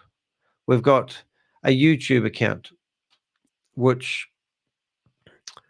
is called We Are All Satoshi. And YouTube, come on. What's the story? Why do you allow this? Why do you allow people to have these videos on your platform promoting get rich quick multi-level marketing opportunities? Zoom. Why do you allow people to use your services? In the modern world, you have the control to just ban people. You've banned me. You've banned the crypto Ponzi scheme Avenger because I've been naming and shaming scammers using your platform, and I've broken your terms and conditions. I mean, really, you banned me. What about banning these guys? I've given you a list of all the people, and you're telling me, hey, today might be the day. I wake up, I walk through the living room into my office in the front of the house. The lady that I was talking to yesterday told me to be careful. She said because she knows people have been killed doing what they do. Pixel, look at that. His mum. My partner just walked in on her hands and knees to get Pixel, who's sleeping under my desk, to feed him because she doesn't want to be on camera. See you, Pix. Oh, no, you're right. So here we are. So now the only thing I'm going to do, because obviously they don't seem to be broadcasting, is probably have a look at my video I did yesterday and just run through it. I appreciate you guys have been here all the way through. But yesterday I streamed a video that I thought was not one of my best. Just remember, and I'm not actually saying made it. That it's my homepage video when you first go to my channel. And I thought, why I thought it was one of my best is we start off with my countdown timer. I'm going to just let it play some of it so you get the gist of what it's all about. But I want to share some interesting stuff with you guys. Account that is. Of course, I don't have a Zoom account anymore. Zoom took it off me because I was busting. All right, so I talk about how you go AWD. Oops, I'm doing it. Going and you can't these bastards spell it. And you can see they're back in business. No one, you can't stop them. Let's see if we can go share window. We talked about a Keith William update. What have we got? In real time, thinking me at this time of the morning. Boy, the men in black are up early today. Danny, your videos helped a lot. About Keith Williams. So why that's good? If you, I'll hold it. I'll just go back and open up this browser. But what I'm telling people is I actually am really proud of my database. So the lady that I'm going to show you when I bring it up, I just didn't want to race into that, doing it the wrong way. That's safe to show you there, guys. So what I've got here, I've got Ponzi schemes and scams, persons of interest, people that I know. I've got quite big files on being scammed. I've got informants, and then I've got lawsuits. So I've already been through the New Zealand High Court with a guy called Stephen McCullough, who literally tried to sue me for $3.8 million, trying to shut me up, trying to gag me. And he filed a discontinuance hour and a half before the High Court. And here I showed videos of him having his own country. And I now have the floor. As for my candidate, I nominate Stephen McCullough. He got sworn in by Congress of a fake country called the United Allied States. 100% of their income. He gave a presidential speech like he was Hitler. This guy... And that was a really great meeting, Steve. Ran a competition where it's going to give away Tesla cyber cars and Ferrari trucks and $1 million. Did you? And never did it. He walks around showing people that he's got gold mines. Hey guys, and he's got millions and trillions of dollars worth of money. So videos like this, gold. Eventuates his father owns a mine, and then it's got claims. Another day at work, and you're bored. Just mobile MMO that lets you where you can play and get paid reward. So we've got the service documents. The service documents were 217 pages long. I remember he did a smear campaign against me, claiming that I was. He published over. I can't remember now. I think 100 articles in newspapers. Fake newspapers, claiming that I was a fraudster. He went to town on me. It cost me $36,000 to represent myself. Then he filed a discontinuance. So that's what's in the lawsuit file. I've only had one lawsuit so far, but I'm looking forward to my next one. I've got the best lawyers in New Zealand, literally defamationlawyers.co.nz. So the person of interest one is my pride and joy, because in here, I literally have people. So I'll say it, this guy here is actually used to work with Sam Lee. Here's a picture of him and Sam Lee together. Sam Lee's partner, and this is why it's raw for me, girlfriend who lives in China, was going to be brought over 2 months ago to live with Sam in Dubai. Sam's got 4 mistresses and a wife called Anne. He's not legally married, but he had a big wedding about 15 months ago in Thailand, getting married. The guy standing next to him is this guy here. Now, I've heard that he's a human trafficker. I've got people in Dubai who know him and know what he does.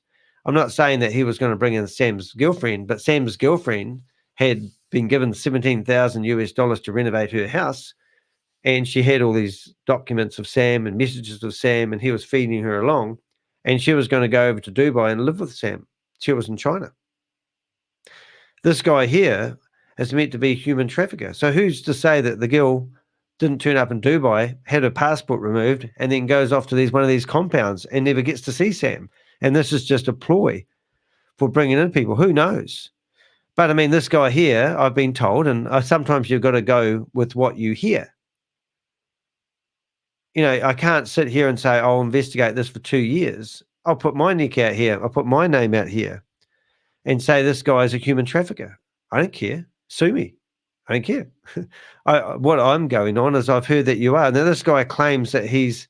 so then I found him on a YouTube video talking like he's some authority about something. Next minute, I hear that he's bringing out Premium Future, which is a bond company, meant to be a legitimate company. Gareth Blakely's involved in it. And I couldn't believe it. So I've done videos on him. I've researched him. I just put together his case yesterday because I've never actually had a card on him. But then, we can go into Ryan Jew. Now, here's a whole file on Ryan Jew and the timelines of things that he's been doing. Places he's meant to have lived, places he's meant to frequent at. I mean, I literally have the whole timeline of him and Bitcoin Group. I must turn that into a document. But right back from 2014 to January 2015, Colin Star Capital, Bitcoin Group, Blockchain Global, his involvement in 2017. He bought in June 2017. He bought 40% stake in Digital X. Digital X is a company I want to investigate. That's meant to be a company that had been listed on the share market. So because of that, they claim that they had a company. Their company was listed on the share market, but it wasn't. It was because Digital X, the company they bought a share in, was listed on the share market. So they twisted it to make it sound like they had been listed on the share market, but it wasn't. It's just one of the companies that they purchased. So it's just, like we've got articles that back up all this sort of stuff. Blockchain Global uses Bitcoin to take 40% share of ASX listed Digital X. Okay. And then all of a sudden, this company literally disappears with all the money. So yeah, that's what I'm doing, guys. I'm basically asking you guys to help me. So if you go to my website, dehick.com, you'll find that I'm gathering information. And I'm hoping that my information will be used by people like the ATO, the IRS, the FBI. And I'll give you an example of that happening in real time. So here's a form on my website where you can go and put your name. You put anonymous@gmail.com if you want to be totally anonymous. I probably will track your IP address and what country you come from. But if you've invested money in any of these Ponzi schemes, I want to know who your sponsors are. People don't want to tell me their sponsors because it's normally a friend or a family member. But if you want to, tell me. That information will get put into my database. And I'm going to give you an example of what I do with that information sometimes, so you can see it's real. I'm going to go back to the home. I'm going to just go back to sharing this tab for a second, and I'm going to bring up one of my informants, and I hide them. But this one doesn't matter if he hides. All right, so we're back. So this is, I can't even pronounce your name, mate. Sorry. Jeffrey Saar, sapped. Okay, so Jeffrey Saar is a deputy, and he's Property Crime Task Force, and he is a deputy. And I've checked him out. He's got a government email address. I've got his phone number. I've got his LinkedIn page. Let's have a look at his LinkedIn page because that's always fun, isn't it? So this guy has been corresponding with me and Home Team of America Reality, whatever. He's in Texas. So I thought, oh, Texas, really, really cool. So he said to me, I've got a guy that I'm currently investigating called Alice Maybury. Alice Maybury had been promoting Quick Steps, and he'd also been on that boat with Brenda Chunga. Financially. And then to just go on from there, we heard from some great leaders here today, this weekend, about some of the opportunities that are coming down the road, and it's going to get just even better. So come join us, be a part of this great opportunity, this great platform. There is nothing else like it. So that's Alice Maybury endorsing Brenda Chunga. Then I found another YouTuber. I'll get to your question in a minute there, mate. I found another YouTuber endorsing Alice Maybury. So I contacted her, and then I found that she was promoting smartstep.live. And then I found out that a lady reached out to me and she said that she signed a contract with Alice Maybury where if she gave him $5,000, he was going to turn it into $30,000, I think, within 18 months. So here's the contract. So the deputy reached out to me and said, do you have anyone else that has been ripped off by Alice Maybury? I currently have 16 people that claim they have been ripped off by Alice Maybury. So here's what the lady invested in. She got told that if she paid him $5,150, that she would, annual payout would be $30,000. And within 7 to 49 days, she would get $4,300 back. And that was the smallest of all the investments. So anyway, the good news is the deputy convinced the FBI to get involved. Now, the FBI don't like dealing with Danny DeHick because he's a loose cannon YouTuber. However, I've got information available there, which I've submitted to him, and hopefully we'll get Alice Maybury locked up. So where does Alice Maybury live? Wow, let's have a look. So this is theoretically his house. This is why I get banned. This is theoretically the last known address of Alice Maybury. Just a normal house in a normal street, nothing spectacular. But this guy lives in that house, and he's obviously trying to scam people as much as he can. Well, that's spinny, isn't it? So that's what I'm doing with my database. So if you are in law enforcement and you want any information on anyone that's been involved in Ponzi schemes and scams, I mean, how about Keith Williams? Keith Williams, stage 4 cancer. I don't have too much on Keith Williams because a lot of it's in my head. I'll put together more information when needed. But I found out where he lives. I mean, Keith Williams, if you've had money, if you've lost money to Keith Williams, I can tell you exactly where he lives. I can show you his house. Excuse me. Let's have a look. There it is. And shall we have a wee look and see where Keithy Williams lives? It's a nice house. His neighbour approached me and asked me, when will Keith be locked up? And I said, oh, that's interesting. So that's his house there. Where's the tennis court? Might have the wrong one. Let's see if I can get the copy address. Share nearby. Share.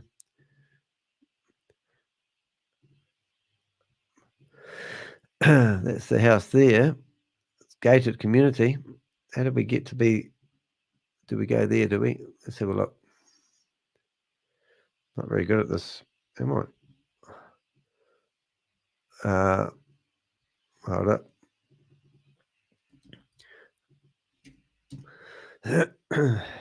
Videos, images, maps.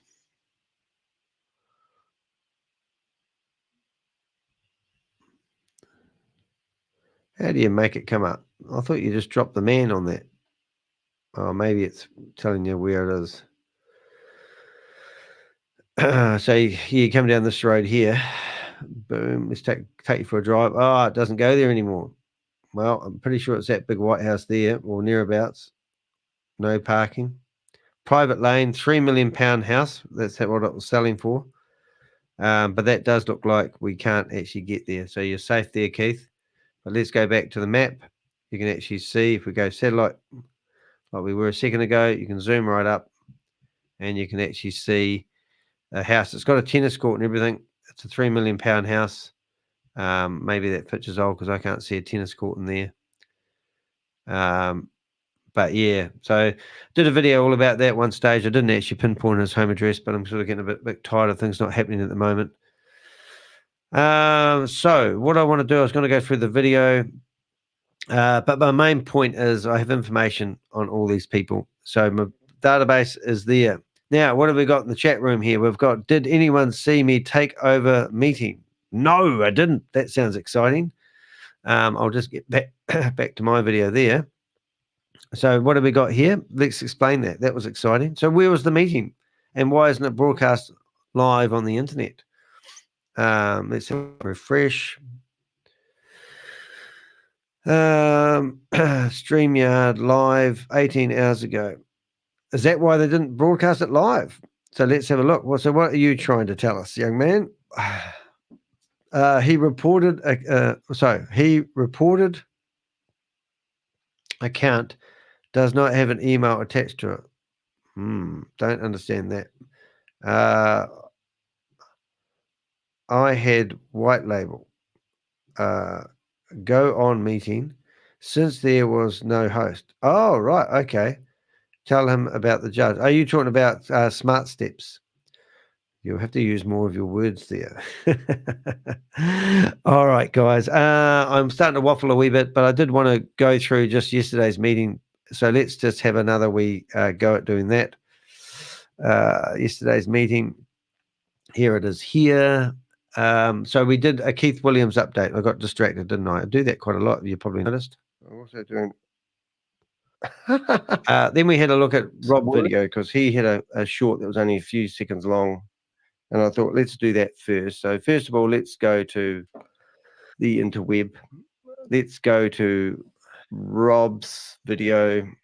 Let's go to Rob's YouTube channel. There's Rob there. And let's go to. So then we had a look at I have his attention. What's going on? The guy that spent Christmas Day with Keith Williams is asking me. What a load of rubbish. Okay, so kids. So let's have a look at this company that. So with yesterday's meeting, we looked at the company that theoretically provide the white label services to Chavis. So Chavis doesn't have a tech company going by what I'm seeing. We found 3 companies that theoretically provide arbitrage bots that can be white labeled. So Chavis doesn't have a tech company, in my opinion. And if he does, why doesn't he show us the tech company rather than claiming he's a tech provider? And how did he switch from Sam Lee's tech company to his tech company all within 24 hours? And why did Sam Lee leave the keys to the Vault Horizon on the table for Chavis to pick them up, take the money out of the Vault Horizon, put it into another Vault Horizon, then transfer the money out of that Vault Horizon into the Cashier Bank? And why is no one asking these questions? Is it because these Zoom meetings are policed so much that no one can get a question in edgeways? That's crazy. And a couple of videos back, you'll see I actually did a video, ask no questions, be told no lies, so to speak. So then we've got Boomerang 2. What you can do is you can sit here and in here we show you Crypto G's video where it shows there was a transaction for $899 that came out of thin air. It came from a wallet address, undisclosed wallet address that wasn't connected to the trading that was done allegedly on the arbitrage trading. So we've proven that this whole arbitrage trading thing is a lie. It's all done with smoke and mirrors. As I said earlier on, invest $10,000, wait until March when it's going to be released, play around with $50,000 worth of flash money, get back $600 to $800 if you work like a beaver. And then that builds credibility in your brain going, this is real and genuine, but now I just need to wait. So they've given you $600 or $700 worth of your $10,000 straight back at you. And you're thinking this is real and genuine. But then they tell you, oh, we're going to delay the opening. So right now, as I do this video, it's all been delayed. The release date's not happening. Even though it's meant to be happening 1st of March, I must have 2 release dates. So, but they're still selling the packages. And then you go to the Boomerang website and it's got this under maintenance thing happening. Let's have another wee look at this just out of curiosity. Let's just go here. So beta Boomerang trade, it's operational today.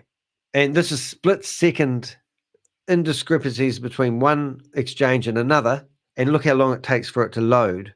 So this is not possible for this website to do these mathematical equations that it's alleging it would do for arbitrage trading. We have followed the money. We have followed the transactions and the Tronscans. We have proven that this is mathematically impossible what they're alleging is happening. So where's the money coming from? Well, it's a Ponzi scheme, you see, because they use your money to pay back your money, but they only give you like 6 or 8% of it if you work like a demon. Now, the last one you worked like a demon was watching those video look ads, wasn't it? You had to watch those commercials. And because you were watching those commercials, you think you were justified at receiving the rewards.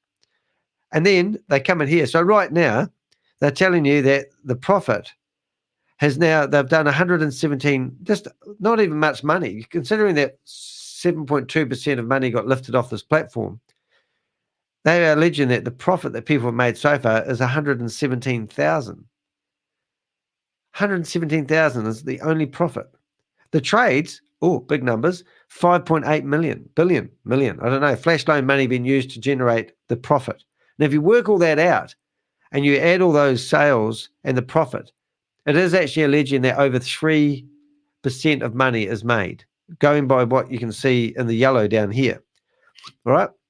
But when you go online and you watch them, they claim that the average is something like 1.2 or 1.3, can't remember.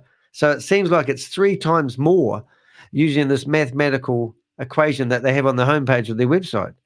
And then the other thing you can do is you go to their technology dashboard. So go to the Bitcoin code, and Rob pointed this out the other day. I don't know why the NFT marketplace logo looks like it's been plagiarized. It's telling me I'm on the wrong network. So I'm going to connect to that with my MetaMask wallet, which you can't see. And the price of the token is now dropped to nothing. Well, it's gone down to 70. Beginning of the week it was 70 because everyone's unplugging their money from the mining machines, they reckon. So you come down here, look at the graph. The graph that you see here never changes, and it goes skyrocketing. The figures are all fudged. You come down here, and the mining hash power says it's going down, but the graph says it's going up. This one's right. The market cap, they don't even have enough money to pay out anyone. So then what we do is we go into the Tronscans, and the first one that horrifies me the most is the fact that we can see that money, first of all, we've seen money being used from other Ponzi schemes to prop up this Ponzi scheme. $7.2 million lifted out of the platform. Deposited in money, $2.5 million, $2.4 million, $2.2 million. Goes in and then it goes off and it's onto a major airport. It can disappear. So then we go and we look at who's dumb enough to actually invest in this thing. So you go to one of the major wallet addresses, and you can see 8 minutes ago somebody thought it was a good idea to invest $500. 10 minutes ago, $1,000. 12 minutes ago, another $1,000. $500, $11,000. Is that $11? $11,000, not sure. $20, 1 cent. Great. $51, $52, $14, $51, $501. Just in the last, since I've been recording this video, all this money has gone out the door. We added up yesterday that $100,000 is getting paid into the WAS main liquidity wallet every day. And we've proven that this money is getting routed out. What else have we got here that was interesting? And we've also proven that all the people that think they're going to get commissions from referring people into Boomerang because they're using the same wallet. Now, that might have been a bit strange. It's just something else if you haven't been following. But when VidiLook fell over, they all fell out at the same time. So you had We Are All Satoshi come up with a $5,000 package that people could buy. It had no purpose, but you could love Sam and give him money at the time. There was also VidiLook that was restarted for the second time. Garrett, who was alleged to be the person who stole all the money, talked to me for 2 hours on the phone, telling me that they had a fail-safe in the system. If more money went out than went in a 7-day period, it would automatically shut down. So when they rebooted VidiLook 2, they did a half-price sale to get everyone involved in it and trust and go, well, you can buy this half-price sale and you pay, you'll get a $1,500 membership for $750. So they had a sale, and everyone bought it. They bought it again. They do. And then also at the same time, they had VAV, which is where you basically deposit. They had 4 packages that would be released over a 7-day period or nearabouts, and you would get your initial investment back within 48 hours. You could claw back half of it in the first 24 hours and then the rest of it in the 48 hours. On the first day, people were getting their money back. So everyone thought, oh, this is great. So then they released a 150 package, $500 package, $750 package, and then a $1,500 package. And people were buying them. And one lady that's in the Guardian newspaper called Vera, she bought 2 packages, right? Long story short, no one got their money back. So there was Where or Satoshi, VidiLook, and VAV all did money grabs, and people participated in them. We've been watching the money trails, and people couldn't get their money out. So right the other day, Carl Miller said the bridge is not broken. In fact, they've lost liquidity. He said they lost liquidity because people hacked into the system, created a whole lot of NFTs, and then sold them on the black market ridiculously cheap, and it crippled the price of the coin. That's why it fell down. But he alleged that Chavez had gone in there and cash cowed the thing and got the price of the coin back up again. It's so much bullshit going on, guys. I can't even make this shit up. You wouldn't even be able to make it up. It's just too ridiculous. So here's the bridge that Carl said isn't broken, which is broken because you can see the code in front of you is actually broken. And we've just got overwhelming evidence that it's all fake and mirrors. So why are people still investing? Because my videos don't get out there because people don't share them. People aren't searching and doing their research. This is a Ponzi scheme. People get introduced to it because of a family, friend, or a colleague who knows all about crypto told me all about it, and I listened to him. We get people coming to our chat rooms. Hello, Josephine. Lovely to see you here. I'll just put your message up on the screen. We get people coming into the chat rooms saying they've just invested. One guy the other day come in here and he told us, honestly, he said He's put all his bonus money, all his money that he's earned over the Christmas time into the platform, hoping this is going to be day trading. He's going to arbitrate his money out, and he was going to break even. We had the bad news for him, telling him he's just lost his money. He hopes that it's not true and genuine. But we've got gurus in here. We've got people who are creating public awareness. But we need help from people like you. We need you to share these videos. We need you to put your name out there and say, hey, I know a guy, Danny DeHeck, the Crypto Ponzi Scheme Avenger, and he's creating public awareness. You need to watch this video if you're thinking about investing in crypto opportunities. Actually, I'm not going to say crypto opportunities. It's nothing to do with crypto. It's actually platforms that are alleging that you're going to get some reward. They need your USDT to buy a membership. The membership is going to give you rewards. Often they're going to drip feed them back to you slowly.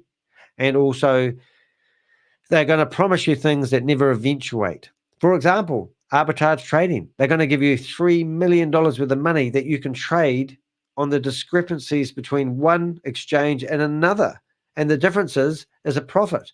Now, we have proven with the video that you're looking at right in front of me, there is a video here of Crypto G showing you this is all smoke and mirrors, showing you that the money that's getting dumped into your MetaMask wallet is actually coming from a wallet that isn't connected to the arbitrage trading. There's no arbitrage trading, nothing. There's no money in it. In fact, the website they're using is too slow to even do it properly. You can't load it within 30 seconds. And not only that, we've shown you 3 companies yesterday, and this is what we're doing here. So if I go back to my video that I did yesterday, very clever, but when the final result comes up, what we're trying to do now is actually find the actual wallet that is paying the money into. So that's part 2. So we've been also going through and looking at some amazing trades. But I want you to look at this Telegram, which is a bit weird, really, isn't it? So we've got whatever thing. Benefits of AI cryptocurrency trading bot. I'm just going to highlight those and read them, and I'm going to do all 6 of them. So brace yourselves, kids. Automated trading. AI trading bots can trade for you 24/7, so you can take advantage of opportunities. This is especially beneficial if you are busy with other commitments and cannot always monitor the market. Icon. Faster and more accurate trades. AI trading bots can analyze market data and make trades faster and more accurately than humans. This is because they can process large amounts of data quickly and identify trends and patterns that humans may miss. Icon. Emotion-free trading. AI trading bots are not affected by emotions like fear or greed, which can cloud judgment and lead to bad trading decisions. This can help you to make more rational and consistent trading decisions. Icon. Diversified trading strategies. AI cryptocurrency trading bots can be configured to execute various trading strategies simultaneously, allowing you to diversify your trading approach and potentially increase your overall return. So what you're actually looking at there is a company that providing the services that Chavez alleged that he started up. And that was just one company that was pretty amazing. And then we found another company, which was quite alarming. Oh, this is the flash. Oh, here it is. There we go. So this particular company had a multi-level marketing component that you could plug into it. So it's exactly the same as what Chavez is actually doing. And then this was what inspired me to do this video on human trafficking. I'll wait for it to load. And let's see what brings up on Danny's screen. I haven't got the time quite right.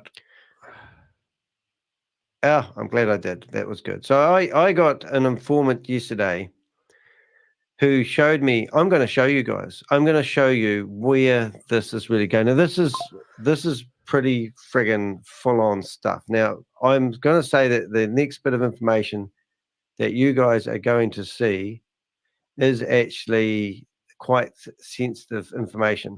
So I talked about that this morning. I watched it this morning when I was putting together the show today. And basically, I was looking at a building, wondered why they show me it. And then I saw somebody literally jump off the roof of a 10-story building and bounce onto the pavement. These are people who have been used for running these scams. So this is a public, what do we call it? This is a public awareness video. I want you guys to be aware that when you support these Ponzi schemes and scams, the companies that provide the tech are often from these compounds all around the world. And Chavez, my point to Chavez right now is if you are claiming you have a tech company, show us your company. walk us through your office. You know, show us that you are not using the services. Now, Ryan Jew is connected to one of these compounds that are basically using these type of people. The guy that used to be involved in Stable Deo, I've been told from pretty reliable sources that he does human trafficking and he brings in girls from China. So whether it's slave labor, prostitution, I don't know. Whether it's true or not, I don't exactly know. I've got no proof. But one of the sources that told me this information lives in Dubai, has seen this guy at work. Sam Lee's fiance girlfriend that lives in China was going to be brought over to Dubai 2 months ago. When I did the video about Sam, she reached out to me and said, I didn't know he was married and I didn't know he already had 4 mistresses. And she said, you saved my life. That's what she told me. She helps me every now and again with information. She translates a lot of stuff for me into the right language when I can't do it. And she's mortified. But she said I saved her life. Now, I've just shown you a whole lot of videos of people that have been held captive in these compounds in Dubai, Cambodia, Thailand, Philippines, Myanmar. If I got that right this time. So it's disgusting out there, guys. Now, what's your message here? Lies after lies. They trap people and their false promises. Never delivered. Wake up, these people, especially the new that never expected the scam Ponzi scheme. Soul is not for sale. People's souls are not for sale. I think I got that. I'm sorry I didn't read that properly. But I mean, I've got a lot of Avengers who are really passionate about helping us, you know, expose these guys. So yeah, so there we go. That was the I do show some of the video. I don't play the video, so don't worry. But you can see all these people who actually are getting tortured. We've got you know, location. Then I use a bit of devil, and then I believe that Sam Lee is a victim. yeah. But he's obviously told everyone he's. I mean, a lot of people go after the easy target, and they go, "Oh, you know, Chavez, you know, Sam Lee." You know, I believe that Sam. We played a video of Sam Lee. Actually, that was this one here. Out of the law, continue in this industry, and help the people who have lost money. So here's Sam Lee pleading. It's worthwhile watching that video. So it's called Sam Lee, Scam Lee in brackets is a victim, ?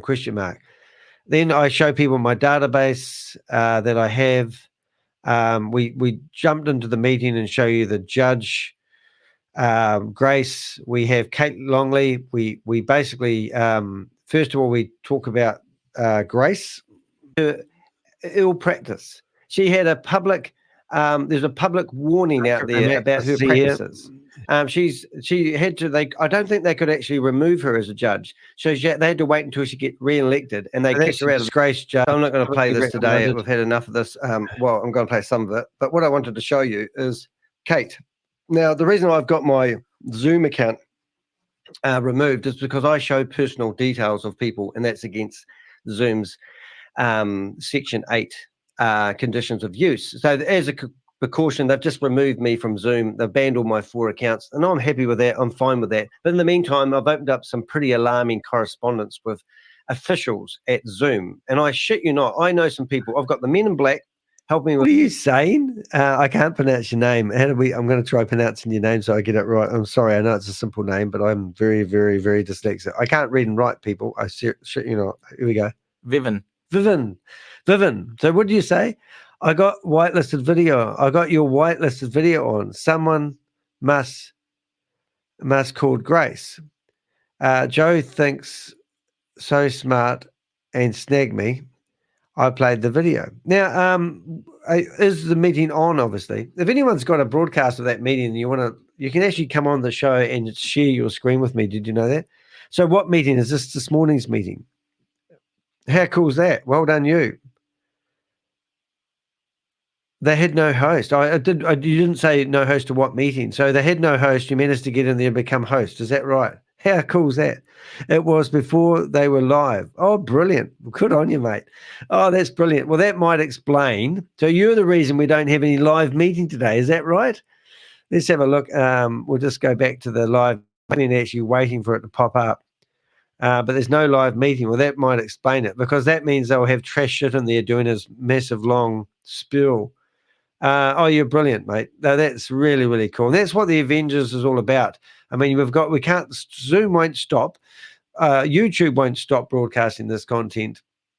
And it's just so frustrating, as I talked about in yesterday's video. So thank you for doing that. And that's what I call people who are vigilantes. They're taking matters into their own hands, because people like Zoom and people like YouTube aren't out there. Now, I have got a lawyer in Texas, which I'm going to ask if it's possible to send an official letter to Zoom in some way or form to sort of prove that they shouldn't be allowing this information to be live. So that's friggin' brilliant. So what I did with Kate Longley yesterday, I basically information. I've got Keith's best friend trying to ring me right now because he wants to know what's happening with Keith Williams. And I've got some great news. I've got people asking me for information about Brenda Chunder, people asking me for videos about Keith Williams, and there was somebody else as well. So I've got the data, guys. I can prove that these people are scumbags. So this lady that is doing the presentation for Gracie Baby, who's a fallen judge, is actually Kate Longley. Kate Longley is actually a school teacher. I can tell you she works for a school which we have contacted 3 times. She is a teacher at, what's it called? Teacher at Sandringham College. Sandringham College in Australia. So if I want to, I can basically go to Sandringham College, right? And I can find that college. And I'm going to show you I'm going to give you an update on what. And in that college that you're looking at the moment, here's your school kids that are being taught by Kate Longley, who is a scammer. And I can come down here, I think somewhere.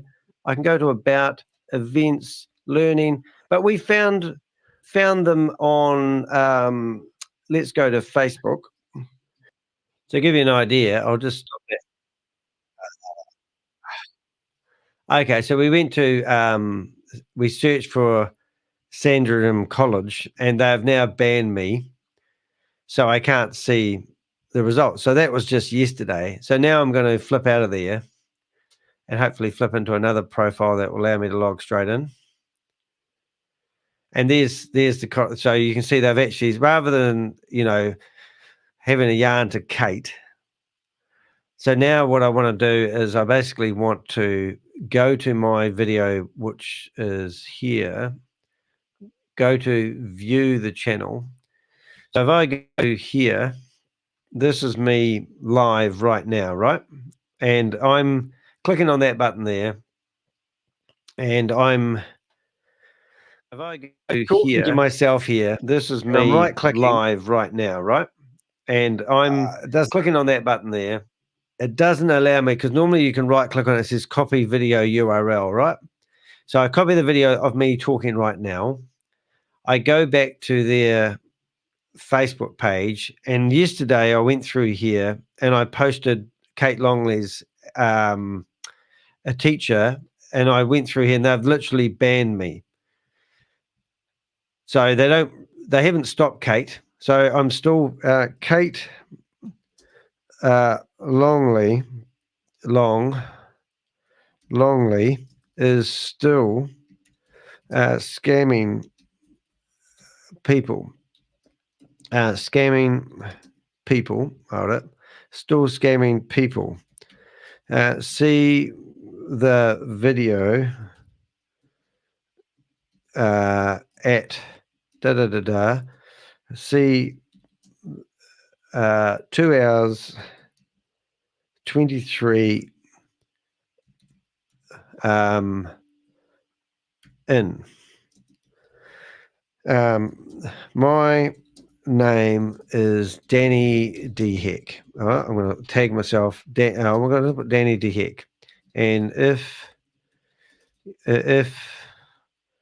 you care, please phone me. And then it's going to have my phone number, +64 615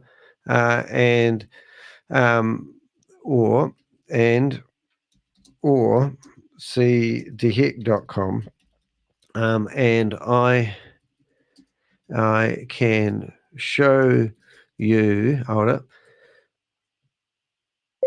Show you your school teacher running a meeting, scamming people out of hundreds of thousands of dollars. Deleting my messages is not going to make this go away. So that's what I'm writing, and then I'm going to paste it a few times. But hey, look, tomorrow we'll probably go through the video and realize that it's also been deleted. But I mean, really, I mean, so so they've still got comments in here from last time, so they haven't even deleted. So here's my dog last time promoting the video, which is a bit of a laugh. So now what I'm going to do is I'm going to go to the school and I'm going to write a review. And I said, are you happy with this school? And they can't get rid of my reviews, you see. They can remove my comments. Would you recommend this school? No. So now I'm just going to cut and paste my message in there and go post.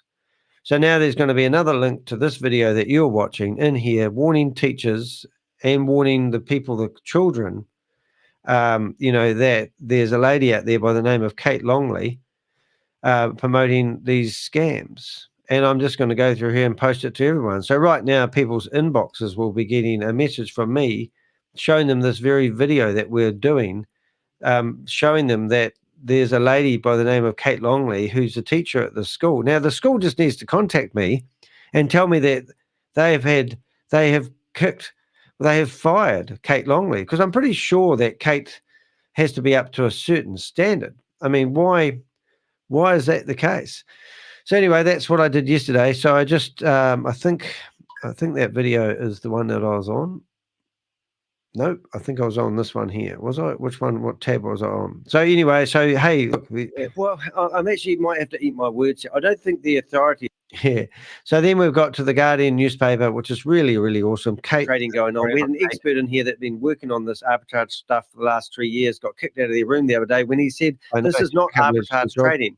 And there's no proof that so the Guardian newspaper have actually done amazingly well with their articles, and it's really cool. I can't believe she's still got a job, and who knows, she might not have a job. But why doesn't the school come back to me and say, we've dealt with it, she's no longer working here, and then I'll stop harassing the school? Because we've got desperate measures call for desperate times. What do? Do we keep letting those people in those human compounds keep going to work every day and feeding out these Ponzi schemes to people, and then let people by the name of Kate Longley promote them, thinking she has a right to do what she wants with her time? Or do we go to the schools that provide them? Why is Kate Longley working at the school earning an income if these Ponzi schemes that she's promoting are going so damn well for everybody? She claims that Sam Lee and Chavez claim that everyone's going to be paid millionaires by listening to him. Who's the first millionaire? I mean, there's no millionaires. That's all bullshit. This is side hustle money for Kate, who's obviously a money-hungry lady. Kate, Yvonne Henry, Carl Miller, George, and all those sort of people. I mean, if we went and we went to Anzac crypto whalers. I mean, these are Australians just over the ditch. So here they are, and you can see all my videos coming up here, promoting them. Well, not promoting them, but exposing them. And here they are. Here's the crypto whalers. Here's Yvonne Murray. Here's a guy. Here's that guy that guy in the frame there. It's actually called Sean, and we actually know of him. I've got Rubin, I think his name is Sean Rubin, and he's meant to be the guy that you meant to be reporting me to. So here's Yvonne Murray. There's Kate. There's George. There's Janet. And obviously Carl Miller's in there as well. And here they are digitally promoting Sam and Chavez. I mean, there was an award-winning speech by Yvonne that was just, oh, Sam, I'm so sorry for you. And we knew what we was getting into. And I'm starting to get a bit teary-eyed. And it was just absolutely the dumbest video that I've ever seen. And she was welling up. Or maybe it's when VidiLook fell over. Now, VidiLook Live is got a lot more sustainability-ness to it. It's one of my words. So one of the I'll get that added to the dictionary. Yeah. One of the beautiful things that Sam Lee did was he gifted everybody who already had money in VidiLook Beta a $50 account. And, you know, how much would we have by now? It was Kate that was saying last week her mum had 66 US. So she's probably up to about 75 US right now or something at a guess. Everybody, if you just watched your ads every day, that $50 account is, you know, starting to tick along and make some money for people.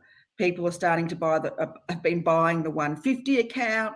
There's a 500, there's a 1500, and coming soon, we don't know when, it looks like a $5,000 account that's going to be 10x'd.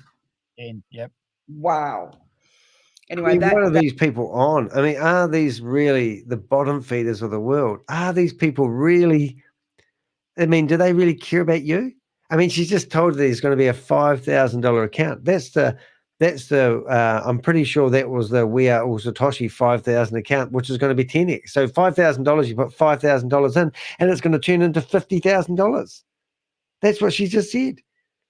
Whether it's We Are All Satoshi or VidiLook, or it must have been VidiLook, because they had $150, $750, and $1,500 accounts, and then he was going to release a $5,000 account. Here she is telling you how wonderful it is. And Kate's mother, which we've got all her details on. Let's have a look at Kate's mother, shall we? Let's have a look at Kate's mother.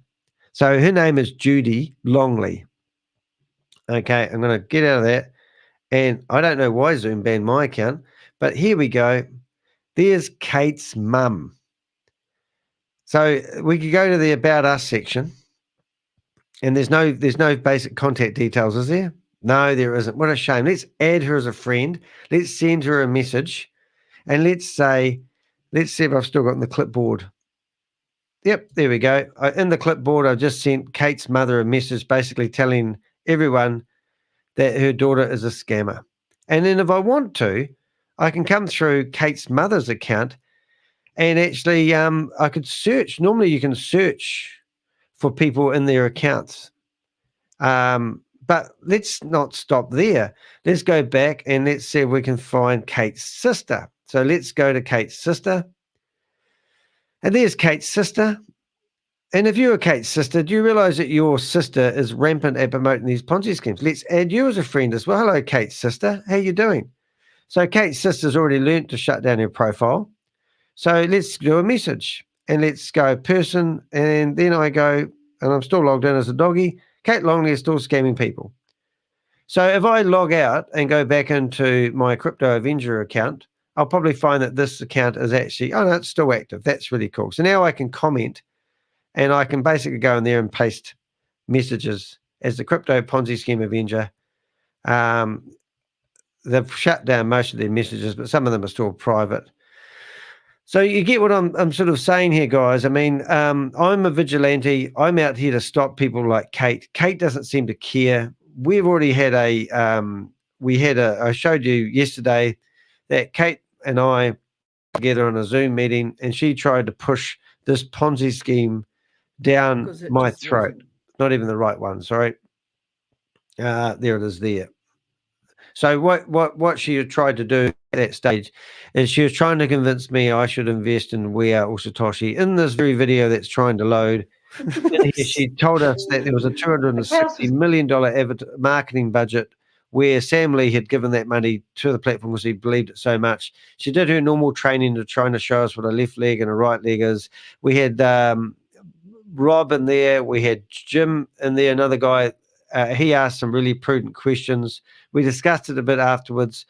And ever since then, she's been hiding from us, won't answer our calls, won't take our messages. And I blurred at her face and gave her respect. And I showed her this video before it went live. And I told her that I'm going to publish this. All she needed to do was stop, cease and desist, and don't promote We Are All Satoshi anymore. And I wouldn't have published this video. That's all I want. But she didn't. She just carries on. So now when you go to these videos that we're looking at, you will see Kate is, if I share this window, you can see Kate now is an avatar, and she's dressed up like a friggin' avatar. They're all got avatars because they're all trying to hide their identity, because I'm out here naming and shaming them. And then they've managed to get my Zoom account blocked because I'm exposing their identity. But then they're posting these videos on their YouTube account like they don't care about their identity. You see the contradictions in the stuff I'm going on about here, guys. I'm pretty sure you can. Anyway, there's no live meeting because maybe Vilvan, which I'm not getting right. I've got your name, Rod. Wrong. Wrong. Has actually gone in there and caused havoc this morning. So good on you. I smell bullshit. What? Where Satoshi has gone. Too right it has, Josephine. Crypto Mac is 100% finished, and all the leaders now know it. That's why people have taken their, they're stopping the minings. They're all shitting it now. Yeah, they are. But it's just incredible that they've hijacked the community and traded them into Boomerang, and no one's really jumping up and down. And these systems, look, when you've been doing it as long as I have, well, you may have even been doing it longer than me. They just go from one platform, one name change to another. Just time in, time out. It's just ridiculous. All right. So yesterday's video was basically, we talk about the Avengers exposed We Are All Satoshi with Kate. That was the video that I just showed you. We got given another opportunity called Tasty Crypto. And that was all these, if you go, oh, sorry, guys, I'm useless at this. Here we go. This video here, going back to my video I did yesterday, just bear in mind, I did all these timestamps yesterday. So I've timestamped everything, and all of the links to the Tronscan stuff, the timestamps, and then down the bottom here, I've got the links. So the link to the video I just showed you, the investors' monies, the college Facebook page, the dishonorable judge video, the tasty crypto, Sam Lee promises more video, everything. So all these links are mentioned, and obviously if you go down to the bottom and click view all, you will see them pop up on the side here. So we've got tasty crypto, and then we had a summary. So that was basically it, really. I can't actually find any other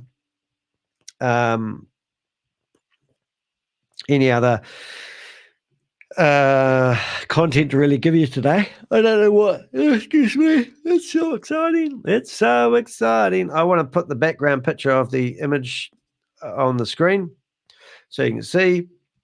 So my background image is about to change. Ta-da! Ta-da! And you can see human trafficking was the topic for today. Oh, look, I've cut my shoulder off. I don't like it when I do that. A bit of a HD over, or what do they call it? I'm a bit of a, what do they call it? Eye for detail. Perfectionist. So when I look at my graphic and I go, oh my goodness, I cut my shoulder off, it's mortifying for my brain. But I'll get therapy. All right, so let's see what we've got here. Just reading the final chats. It says, is 100% finished, and all the leaders know it. I read that before. Next one. Are using AI cartoons graphics on Zoom. Yep, they are. They're all shitting it now, which is true. Grace doesn't know how. Grace didn't know how that was happening. What's this one here? Make sure you tell Sheriff about Grace. Yeah, I've actually submitted her information. Unfortunately, guys, it really comes down to me doing a lot of the submitting stuff. I don't get any feedback from these companies. I go to the authorities. I've told the Texas guy in Texas who's a deputy who's managed to get the FBI involved in Ellis Maybury. I said, I've got more scams. I got contacted by ABC News in Australia, and they picked my brains for 45 minutes. And I told them everything they wanted. They gave me a little mention in their newspaper, and they did a whole 20-minute documentary about Sam Lee on Australian television, broadcasted to 19 million people. They didn't mention the crypto Ponzi scheme Avenger once. But people like there's a real cool guy, which I'll show you in a second, actually. I want to show you a couple of really cool people. He might be promotions. The cartoon picture of Grace. We're going through these comments now. Oh, you did? Oh, good on you. Yeah, I contacted them as well, actually. Actually, why don't we just have a quick look at that and see whether they actually come back to me. So I contacted those companies yesterday. No, that one didn't reply to me. Oh, here we go. Greetings, Danny. Here we go. What have we got here? Oh, look, I'll bring it up. This will be fun. Let's have a look. So let's go stop screen presenting. And let's do presentation. Let's share screen and let's go window. And we're going to do, it's going to bring up a few people's names, but I'm pretty sure that'd be all right. So now we're going to do presentations. Good thinking, 99. Okay, so I contacted this company here, which is another one. What are they called? Metadata. It's one of the ones I talked about. And I said, hello, my name is Danny DeHeck. I'm based in New Zealand. I would like to set up a trading bot just like the one at boomerang.trade. Hi, Danny. Greetings from Meta Technologies. Here we go. So I'm just going to read it. Myself, Sabira, from business team will be assisting you with your requirements. Okay. Seems you were looking for Flash Loan Bot platform. So it's a Flash Loan Bot platform is the technical term.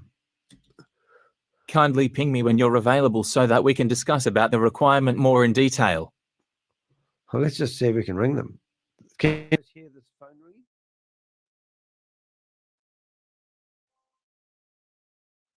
I can't hear it ringing. Can you guys hear that ringing? And can you hear my voice?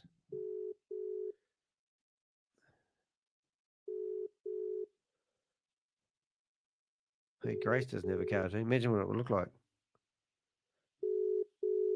I'm just curious if you can hear that phone ringing.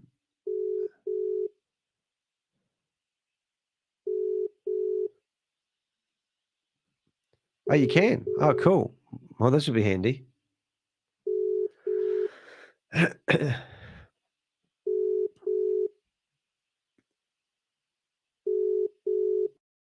But anyway, my point being on that particular one, what have I done wrong there? So the other one I wanted to do is this one here. And if I can do that ringing thing, I might as well do that. This is another company, the first company we found. Let's see if they ring up.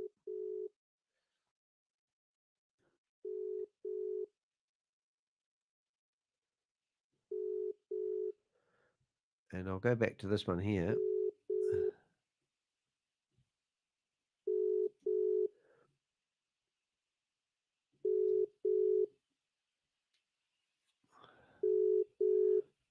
Doesn't sound like they're going to answer. Got to give it a go, don't you? Eh? Yeah, so what I'm trying to do there was just trying to show you guys what have we got there? I'm going to jam out WhatsApp. Yeah, but I mean, these companies theoretically didn't say, no, we don't do that. It's too advanced for us. They said, yeah, let's talk. Let's tee up a meeting. So that would be quite a laugh, wouldn't it? Be quite a laugh there, my friends. Anyway, I think we're done for today. I think the human trafficking thing actually just shows you the bigger picture, and that was the purpose of this meeting. So in conclusion, what have we learned from today? We've learned there's a lot of passionate people out there like me that want to put a stop to this. We've learned that there's a lot of big companies out there that don't really give a shit, which is a shame. And I think, to be honest, it just does blow my brain. I actually am going to carry on for a little bit more. I just thought of something else. I'm going to stop the screen sharing. And that's Bitcoin Rodney, who's in prison. Isn't that great? I helped with some of that. I didn't do it, but I did help with some of it. I'm providing information to people that are going to keep them in prison. Isn't that exciting? I want to show you some of my colleagues. Now, I'm going to go to my own YouTube channel, and I'm going to come down here, and I'm going to show you. I actually need a playlist where I can add people's videos. So you can see my shorts along the top here. Here I've got Project Frugal, I've got Crypto G, I've got CoffeeZilla, and I've got Spencer. And they're colleagues. And the multiple playlists, I might actually switch that out. So what I would like to do is when I'm looking at my YouTube channel, I'm just going to have a look. I'm going to customize channel, and it's going to open up a new window. And I'm going to see what I can do on my homepage. So it says add a section. I've used up all the sections. Recommend for viewers, you. I wonder if I can turn that off. That doesn't give me an extra section. So member recognition, I like doing that. There is a chance for you to do members. We've got single playlist, Ponzi scheme, short videos, which I think is important. Stephen McCullough, well, that guy did try to sue me for $3.8 million. Single playlist is Crypto G, CoffeeZilla and Spencer, and multiple playlist. I don't think I need multiple playlist. But what I would like to do is remove that section. Now I would like to go back to publishing that. And what I want to do now is I want to find my playlist. So first thing I want to do is find one of my colleagues. So let's share that tab. And I'll show you something I do quite a lot, but it might help some other people who struggle with reading and writing. So I'm going to go view my channel. And I'm going to find people I like videos with. So there's a guy called Pocket Videos 2 weeks ago, lives. Hopefully I didn't miss his live 8 days ago. So this guy's about to do another live, but this video he did, he actually brought me onto the video, which is really cool. So if I'm looking at his video, you'll see that he had 2,100 people in his chat room. I caught doing so, and they went after my ISP. And he had the time. He's wrote me an email since. Really, really nice guy, but he's a registered financial advisor. So when I come to his video, I want to save it. And I want to basically create a playlist. And what do you call people that associates, connections, associates? Is it associates? What do you call people? So if I go to here and I go to ChatGPT, and then I ask ChatGPT, it says, I'm a YouTuber and I bust Ponzi schemes and scams. I would like to create a playlist where I link to other YouTubers who are fighting the same cause as me. What is a really cool name to call it? Can you give me some suggestions? All right, so now that's ChatGPT. I chuck that in there. Network's a good one. So we've got Scam Busters Unleashed, Fraud Fighters Network, Ponzi Scheme Chronicles. What else could we call? Swindles, hoax, scandals. What have we got? Oh my God. Colleagues could be good. Scam Buster colleagues. They're not all Scam Busters, are they? But Scam Busters, Colleagues Unleashed. Chronicles, what's Chronicles mean? Con Artists, Chronicles, Hustlers, Heroes. What else have we got? Partners in Crime. Yeah, that sounds like we're the ones in the crime. Collaborators? What have we got? Collaborators? Well, I can't read that word. What's that say? Hold it. Conspirators. Oh, did I say that right? Oh, it came up on the screen. Please give me some variations of the word. All right, let's see what we've got. Oh my goodness, there's a whole lot. Can you make it include something to do with crypto or Ponzi schemes? What have we got? Partners Against Crime. Yeah, that's quite good. Ponzi Pulse Oh my goodness, listen to these. I mean, I don't know if you can see them, but we've got to have a look at them. Hold it. Crypto conspirators, Ponzi plotters, cryptic conspirators, Ponzi pulse probes, crypto cabal conspirators, Ponzi pulse pursuers, Conspiro crypto collective, Ponzi pulse detectives, cryptic con developers, Ponzi pulse enforcers, Oh, too crypto con complicated. sniffers, Ponzi pulse hunters, cryptic con chasers, Partners Ponzi and pulse sleuths, Conspiro scam crusaders, busters. Ponzi pulse inspectors, crypto Oh, con unveilers, maybe we can change Ponzi it. pulse Let's trackers, go. cryptic con. Shut up. I think it is really scam busters. What do they? They create awareness, aren't they? Awareness campaigns, because it would be quite good to have editors' picks or something to do with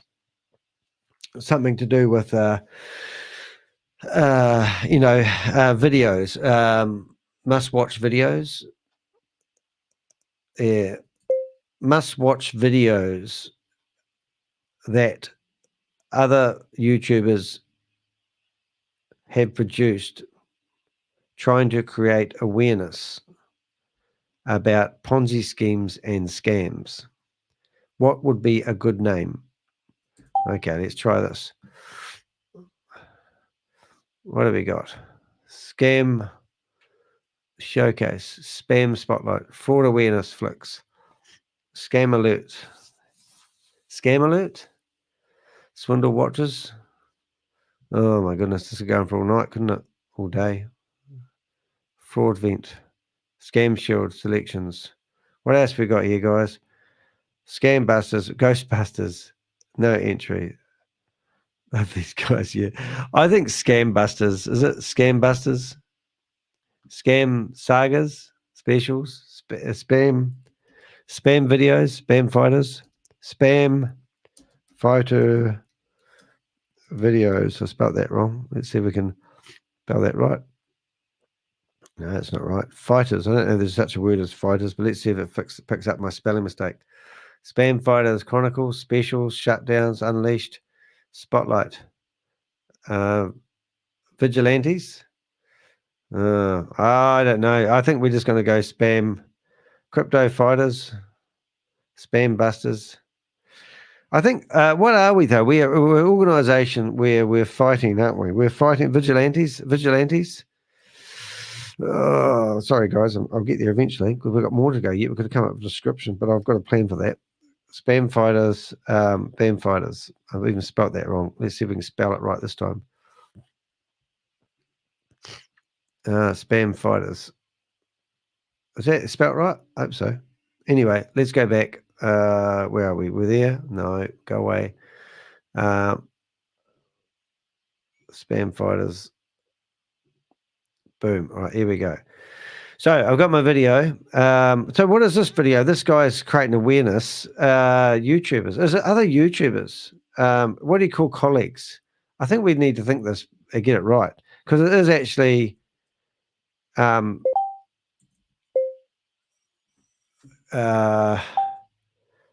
do you call a network of people? Like, I'm a connector. I connect people together. Network. Colleagues. I don't know. Let's just call it colleagues. I know that's really boring. Scam colleagues. I'm just going to call it colleagues. I know that's boring, but the description might be a bit better. Let's just COLLA. I hope I'm spelling that right. Colleagues. Is that spelled right? Have a listen. Colleagues. Just call it colleagues, all right? Just humor me on this one. All right, so now I create that. So now I go into my YouTube video here, which we'll flip back into there. And now I go add a section. And it says add a single playlist. And I search for colleagues, and it's not there yet. Colleagues. No, colleagues. Right, so that's not going to help much. So how do we get that? Did we not save that? Save. Did we not save it? Colleagues, yes. Oh, it's not public. That's it. Colleagues. So somehow now I've got to figure out how to get that in here. I'm pretty sure if I refresh this, colleagues will be there.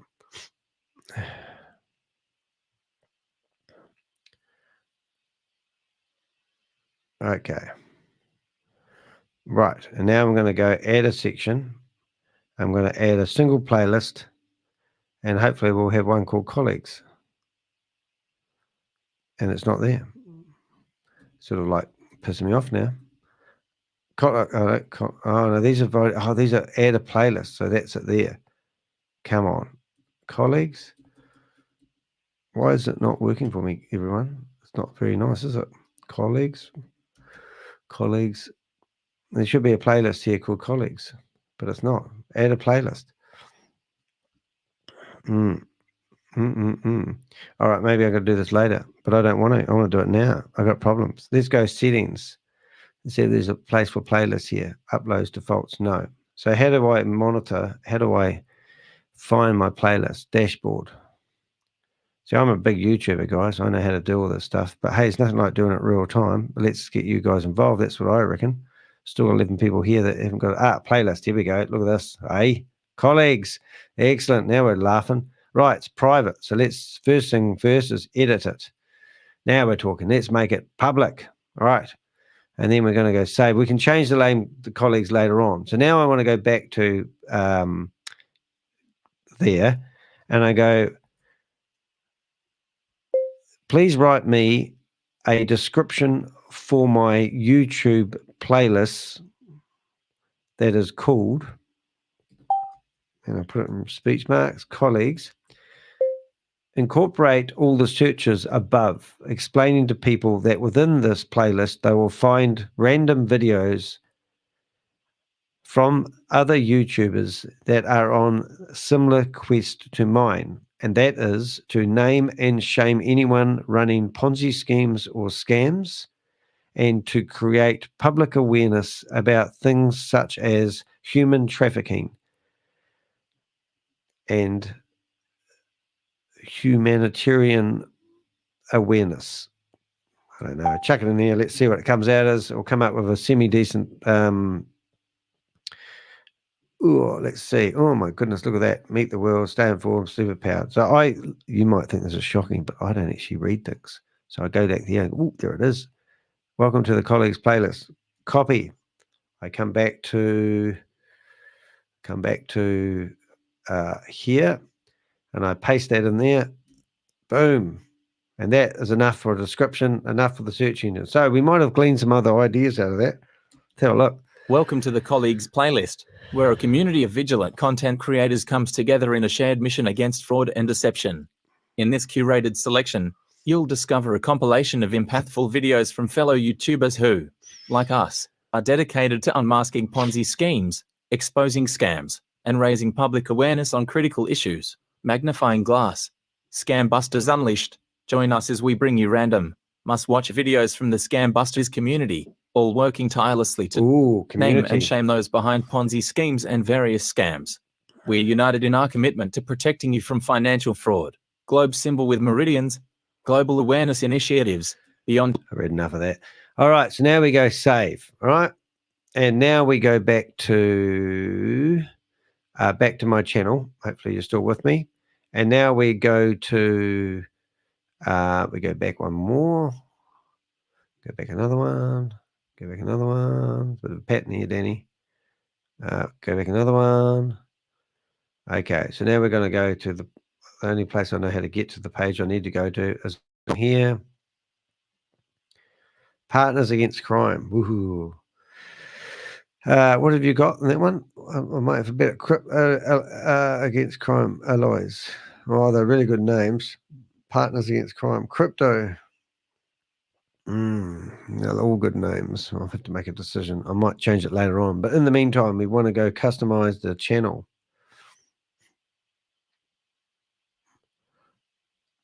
Now, I've got a method of my madness here, guys. Right. Now we're going to go add a section. We're going to add a single playlist, and hopefully we'll have I don't even know if I can say that right. So now we have this down the bottom here. Now, Spencer, coffee, vigil, I think it needs to go under there. So I want to go here. And now we need to go find some cool videos. You guys got some? Publish. So now, first thing I want to do is go to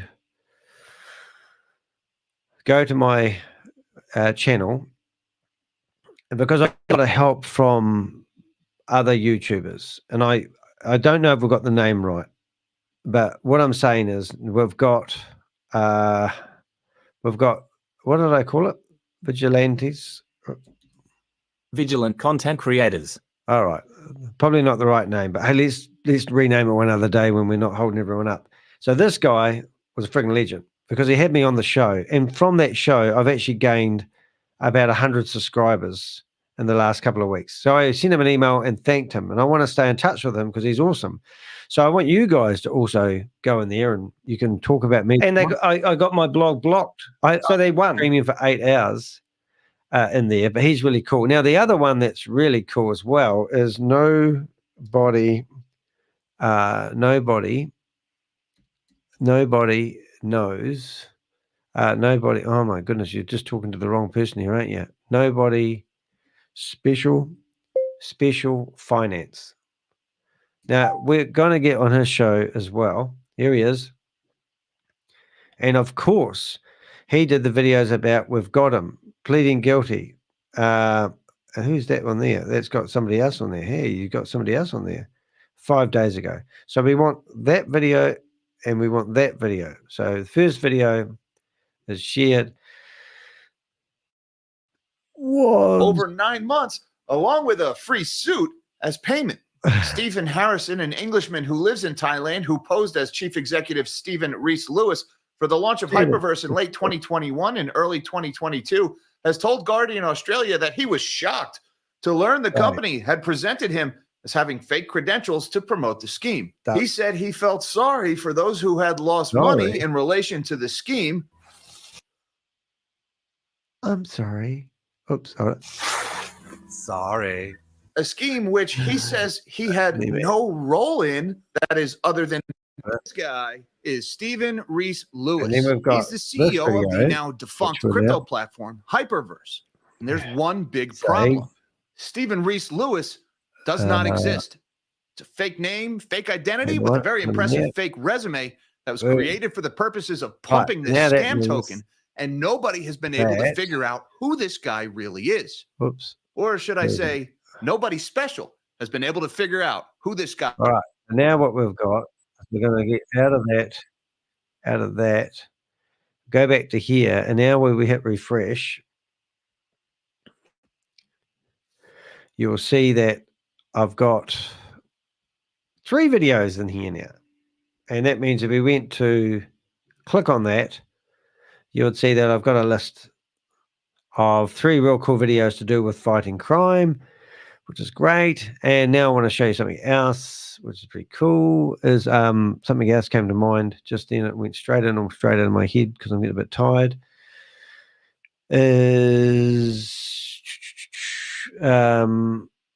Well, let's go to Rob. So Rob's got some. I've taken Rob's videos out of my playlist because Rob, unfortunately, has taken his a lot of his content offline. Now I've already got a whole playlist for all your stuff, Crypto G, so you don't need to be reiterated twice. But Rob often removes his videos, which annoys the crap out of me, and then I promote them and then remove them, and it's just crap. So what we're going to do is we're going to go to his live section, and he talks about stuttering. See, this is Rob. You're all over the frigging place. You're starting to annoy me.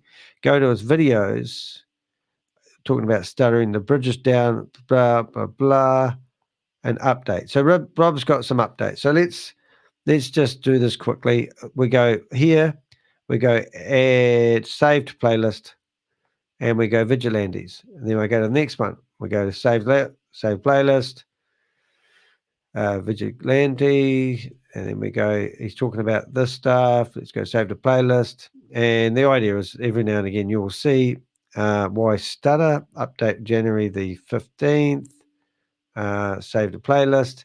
And if Rob puts back his videos, which I'm begging him to do to help back up what I'm saying, that would be awesome. So that's 3 more videos. And the other one we're going to do, if we go to the video that we're doing right now, you'll see that we've got in the description. So we're going to stop this from playing. we go to the video that we're doing right now. Oh, there I am. All right. So one thing I'm going to ask you guys to do, because you guys are so supportive, we're going to go to the default view, and we can see that you guys are chatting in the chat room right now. So hello, how you doing? And we're going to ask you guys to make sure you hit the thumbs up. So we've had, I don't know, we've got 12 people watching right now, and we've got 13 thumbs up. That's pretty good. But if you go down to the more button, you can see that I've been adding some of the timestamps, but I haven't done them all. But I've also got this pig butcher one and how this guy escaped. And also the, so there's Mr. Green, Pleasant Green. So Pleasant Green, this one here, and this one here. So let's go to the first. So the other day I was And that's the contacted by video a that we woman watched named earlier Lisa on. Lily, who wrote me on Telegram and said hello. And I was like, hi. And she So said, nice to wait meet for that you. to load. My name is Lisa. And you? Waiting. Danny's I said, breaking do up I a little know you bit. from somewhere? We go And to she says, I saw you in my nearby suggestion, so I'm talking. that. Now, she says she's from We Los say Angeles, put. California, but was in Utah for business last week, Save and the that's time. how she got my Thanks. number. And then she says, this Thumbs up. must be our Add fate them in there. meeting. Well, how And then we're going to go, exciting. thanks. I ask her what she does for work, and she tells me We're going she's to a say thank you diversified very investor much. and a lead analyst Right, for and cryptocurrencies. so I'm going to give them $2. And that's when I knew I was dealing with a Boom. pig butcher. The pig butchering scam plays out when a host contacts their victim, the proverbial pig, randomly through a wrong number and starts to build a relationship with them. Super thing. And you may have seen some of Super these thanks. wrong numbers coming through Skype or through Can your you phone, and write you a probably comment? just ignored them. But if you I responded, think you could have Anyway, ended up this meeting guy, a pig butcher. And they get this name because after becoming your friend and earning your trust, and they'll we get you never to know. start You might investing get in some crypto where attention. you'll end up So losing that's how you can say thanks to So people. I'm going to go as far as I Boom. can with Lisa here, but I have to let her earn my trust. And Right. thankfully, she hasn't Now we're realized going the to irony of my... stop his video, and we're going to go to this guy, and we're going to pause. This guy was pretty awesome. So we're going to go save,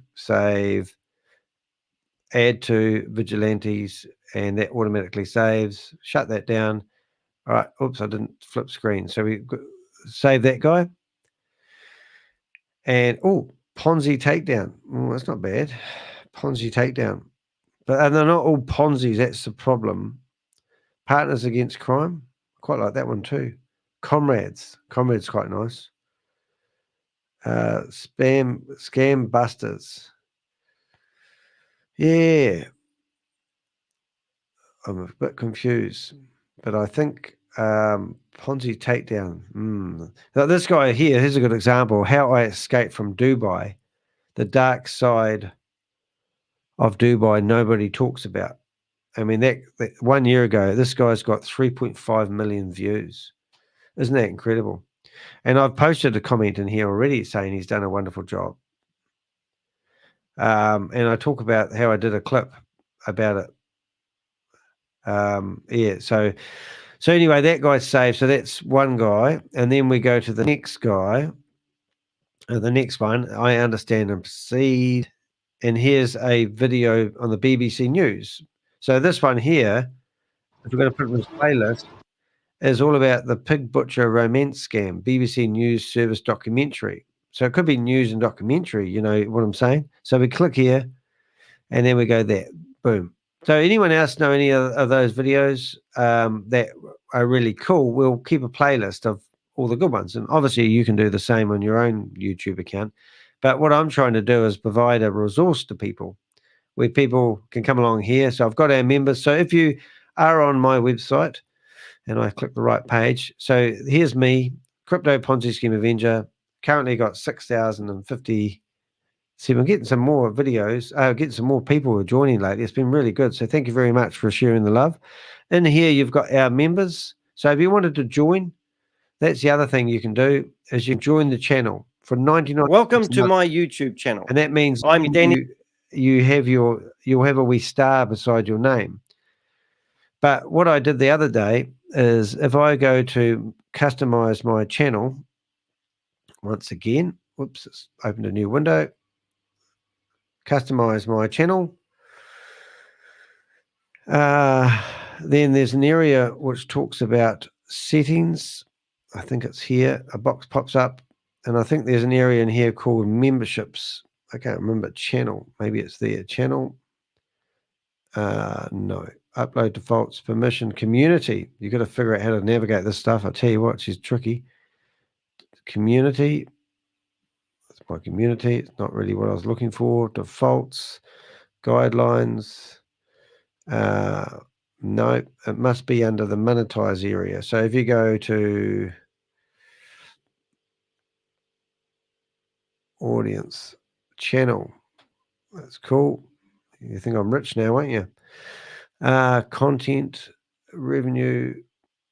I think there's an area in here where you can actually go audience, revenue, no, research, settings, audio, library, customization, earn, must be earn. I think it's earn.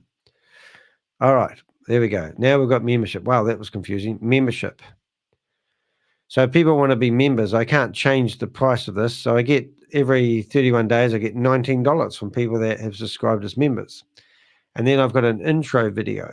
So if I click on that intro video, I can delete the one I've currently got, select another intro video, and I go down here and I look for the video I did a wee while ago, which hopefully will be easy to find. There it is. Crypto Ponzi Scheme Avenger. I confirmed something. I don't know what it was, but anyway, confirm it anyway. And then I save and publish. And now I go back to my YouTube channel. Oh, this is so complicated. Oh, hold it. Why is it asking me to save? Did I need to save something? Goodness me. Hey, look, see my members.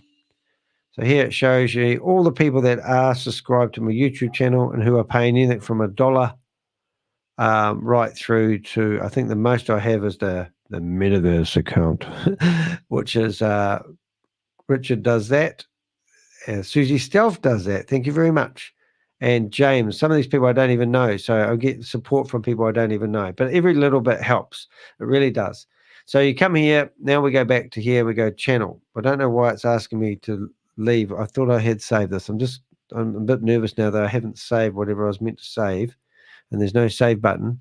So maybe if I go back to overview, watch for ads. All right. So now I'm going to go back to my channel. Okay, let's leave and see if I didn't save it. And then when you're back on your channel, you've got join. And when you click join, a box pops up. And here, now, Hello, welcome to my YouTube channel. My name is Danny D. Hick, and I'm a Ponzi Scheme Avenger. So if you click I'm join, on a quest. it will ask you what account that you want. And monthly charge is 99 cents, and you can pay with your credit card. I won't join my own account, but if you want to, you can click join, and it tells you the different. Hello, welcome to of accounts my that I have to YouTube offer. channel. And to My be name honest, is Danny they're D. all Hick. exactly the same. And I'm So you join for 99 cents, you get the same as the metaverse. It's just a show of appreciation, really. So I do really fancy it. Anyway, why I'm doing that, just showing you how that works. But now what we've got today, which I'm quite happy, is we have a playlist that we can add to. I don't know if the name's right, but obviously it's a real cluster of information. But the two things, this video here that I was on, 73,000 people that streamed 8 days ago have watched this guy who is a registered financial advisor who invited me onto his show. And I said, why didn't you just ask me And all he did is he's got this thing in the live chat box that says call in. So on the right-hand side top, you can see this link. And you click on a StreamYard, which is this, and you guys can do the same. So I'm now using StreamYard software because I like what he did so much. We all learn from each other. And then I can actually go into a show, a studio, and this is StreamYard, exactly the same software I'm talking to you guys with now. And I'm backstage. And if he wants to, he can invite me up on the stage, and I can do the same with you guys. So literally, if you wanted to have a play while we're near the end of the show, you basically go to that address and you'll get something very similar to this. And then I can set myself up, and it's pretty cool. So that's why I'm using StreamYard at the moment. So StreamYard obviously come with a few limitations, but you can see while he was live, he had 2,100 people in his chat room. and he invited me in to talk to him and tell him a little bit about Bitcoin Rodney, how he's been arrested. So what I'm just getting at, if this guy is really cool, I emailed him and thanked him for letting me on the show. He replied back to me and he said he had a look through my website. He's really impressed in what we're doing. If you guys want to help me, what you can do is go in here and say, hey, Danny the Heck was talking about you. It was nice that you had him on the show. But now, obviously, all you need to do is go to my YouTube channel, go to the homepage, and any of the videos that I'm talking about in my videos, I'll try to put into this area here. And the same with Jack Gamble. He's been on our show. As the CEO, And he's also invited me to be on his show, except I had to get up at 3 o'clock in the morning by the sounds of it. But he's also got like Nobody Finance Store, and I haven't seen this before. So that gives me some other ideas on how to generate revenue for the YouTube channel. Maybe I start getting some merch. I don't know. I don't think I'm there yet. But this guy's got a tinfoil hat that he sells, and people can purchase it. He's also got his logo on cups and T-shirts and the like. So it's quite cool. But hey, we, as I said, the YouTube community is pretty cool. And you guys are pretty cool, because when I get up at 6 o'clock in the morning and I'm thinking, oh my goodness, I'm running late. Today I was thinking, I literally was trying to do this logo with this human trafficking logo yesterday, and it just wasn't coming together very well. So I'm going to do a video file. I'm going to actually show you what happened yesterday. So if we went to yesterday's meeting, in a second I'll show you. So let's just go back to present, share screen. We go to Boomerang. So there's a lot we can be in a YouTuber, but if you look at me doing my introduction, let's just pause that for a second and get that going. And let's go to that one there. If you look at get my head out of it. Sharp. Now, see the background image, right? So just bear that in mind. So I'm going to present slides. I'm going to go to my computer. I want to see if I can actually upload a file. Downloads. Oh, no, you can't do that. All right, I've got another way of doing this. 1 minute, please call it. Let's see if we can do it a more primitive way to fool the system. Downloads. So after looking at that picture, I went and spruced it up a little bit. Oh, I know something else I'm going to show you now. But bang, is that going to show? All right, so then I spruced up that image. So we went from this image background I'm talking about behind my head to this image. And then I thought, that's better. That's a better representation. But what I like to do is when I'm going to bed at night is I come up with a thumbnail for the morning's meeting.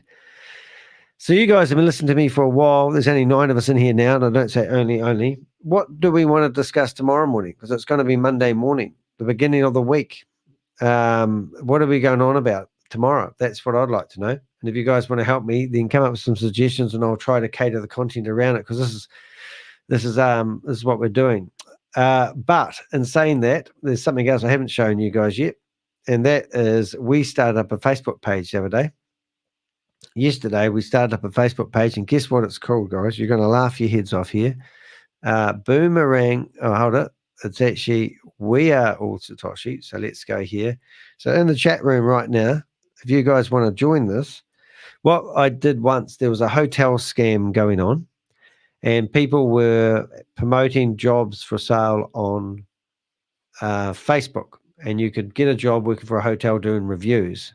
We actually managed to track $600,000 in about 6 or 8 weeks that people had invested into this job site and lost their money. And that was because we created a Facebook page to entice people to go there and ask questions why they weren't getting paid from this hotel scam. And we had found out around about $600,000 had been lost in 8 weeks' time. So yesterday I was saying to tomorrow is Sunday. is my Sunday. Yeah, that's right. Today it's Sunday for me. It is 10 o'clock Sunday morning in New Zealand, 6 minutes past 10 o'clock in the morning, and I'm about to press stop actually. But we set up a Facebook page that you're all welcome to join, and we're hoping that people who get disgruntled with not being able to ask questions about what's happening with We Are All Satoshi or Boomerang will come in here and start asking questions.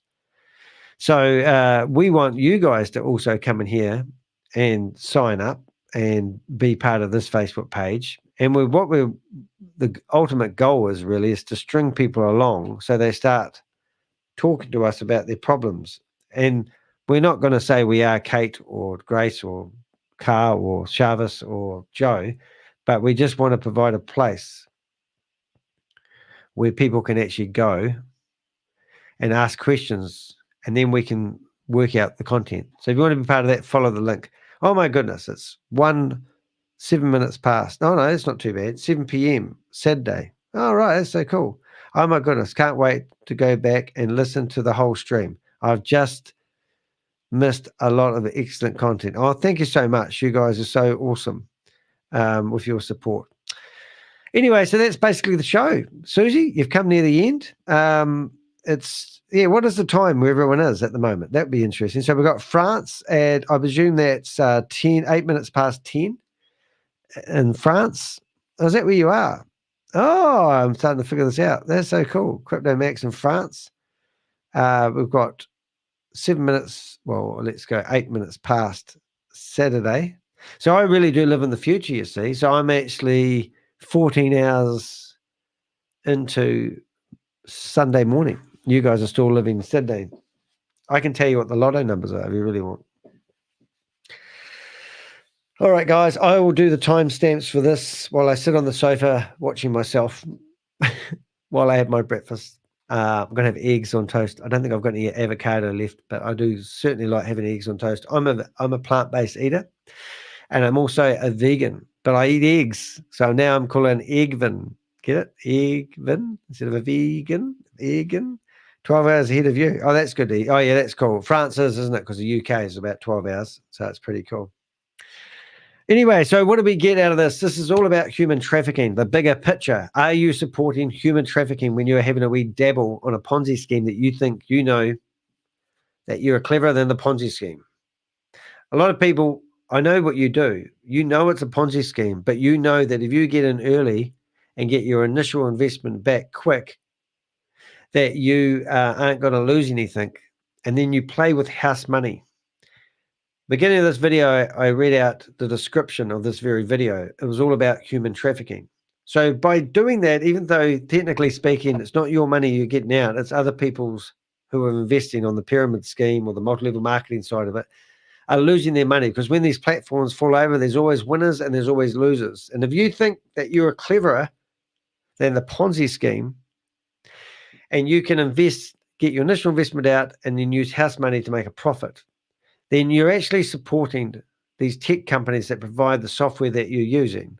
And my argument was today, and it still is, Chavis, if you are a legitimate company and your We Are All Satoshi is actually genuine and you have your own tech company, why can't you take us for a walkthrough on your offices?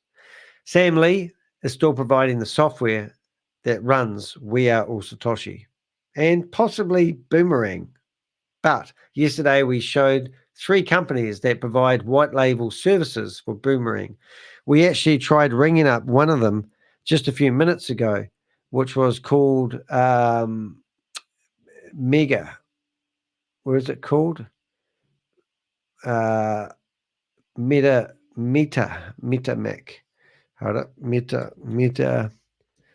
Oh, not MetaMask. Where is it? Hold up.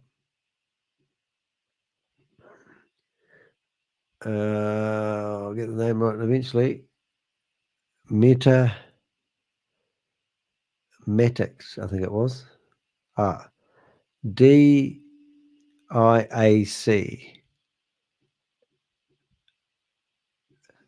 DIAC.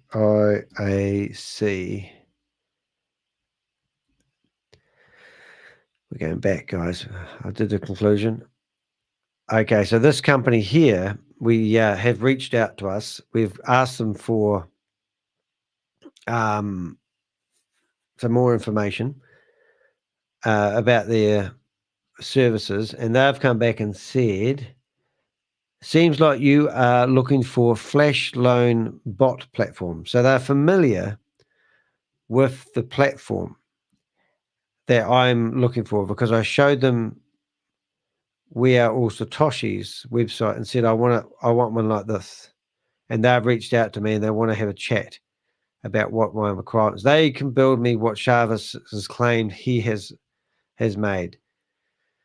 You know, and it's just shocking. So my point is, there's companies out there that provide these services that Chavez claims his tech company has created.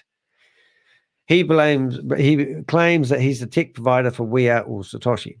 We have proven that Diversal, VidiLook, VAV, Stable Deo, Hyperverse, Hyperfund, Hypercapital, Hypertech Group are all working out of the same building in Dubai. In fact, we've got the building, we've got the address, haven't we? Sam walked around once and showed us 8 buildings that he said he owned. Now, no one really owns a building in Dubai because the Dubai government actually builds that building from you and they lease it back to you.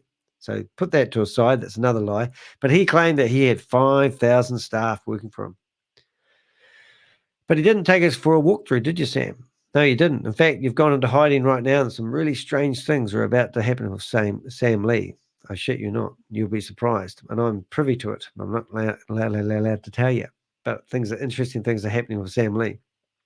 Anyway, so then Chavez come in because Sam Lee left the keys for his crypto on the table, and he stole the Vault Horizon off Sam, transferred it to another Vault Horizon, and then later on transferred it into a bank called Casha Bank, which pays 36% per annum. That's normal, isn't it? Yes. Anyway, don't worry. It's all above board because he's going to show you the certificate from the bank and the agreement he's got. Remember that? First of all, he's going to get the Vault Horizon audit done so you can see. That was meant to be done, just about done next week, and he's going to show us. We've never seen it. It doesn't exist.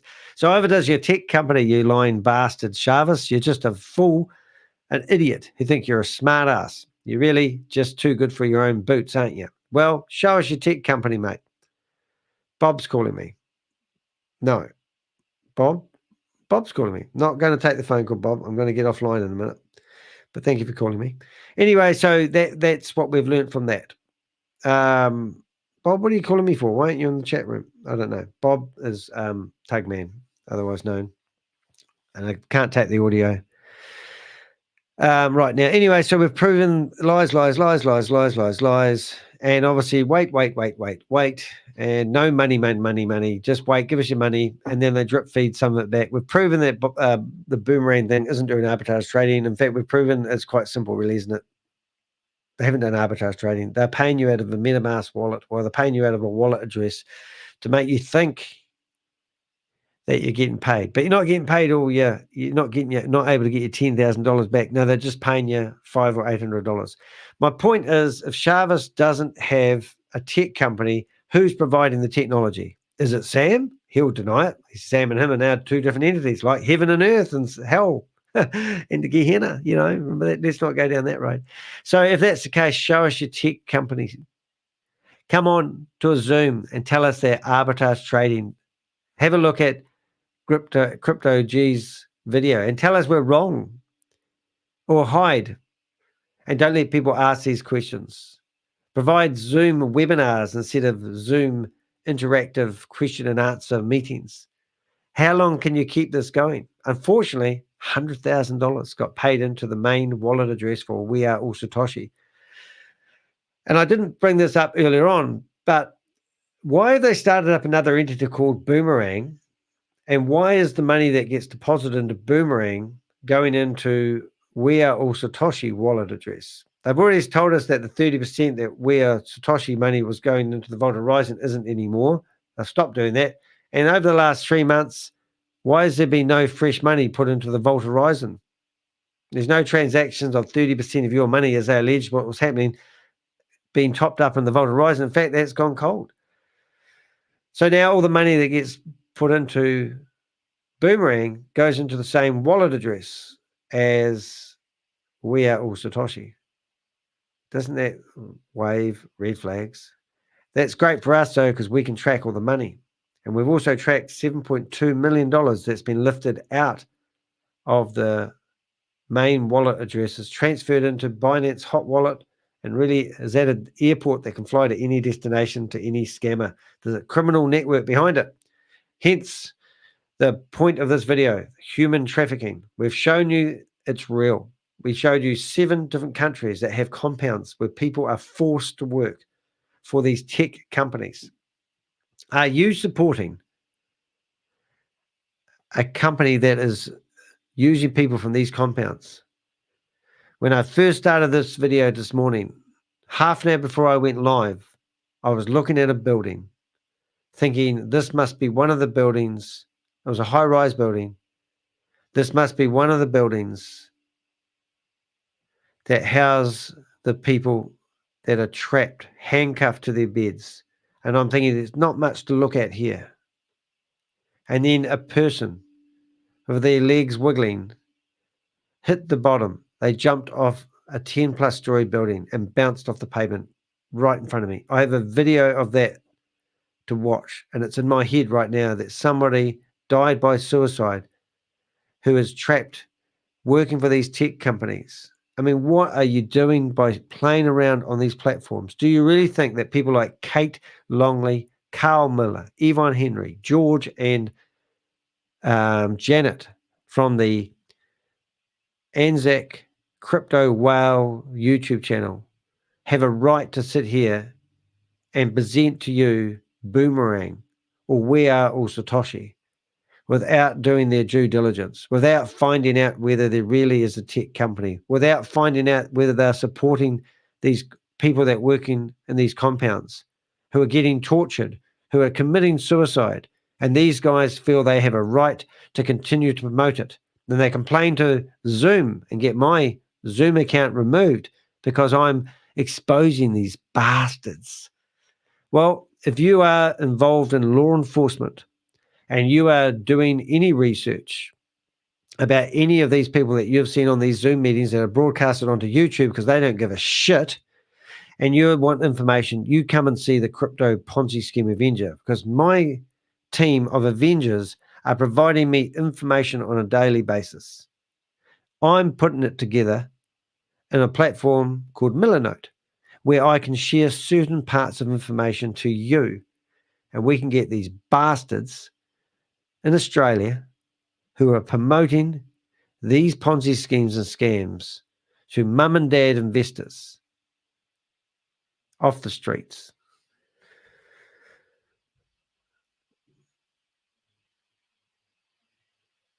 Six-year vegan. Good on you, Josephine. I love being a plant-based eater. I used to always struggle keeping my weight on, just reading the comment room. And now I maintain my weight. I used to be 100 kgs. I'm now 85. But since I've been a plant-based eater, I maintain my weight, which is really cool. And I've got really bad feet at the moment. I can't run. I normally run anything from 5 to 15 Ks a week. Haven't done anything for 7 months. But my feet are going to get better one day. Hey, you guys are absolutely awesome. I just want to say thank you for your support.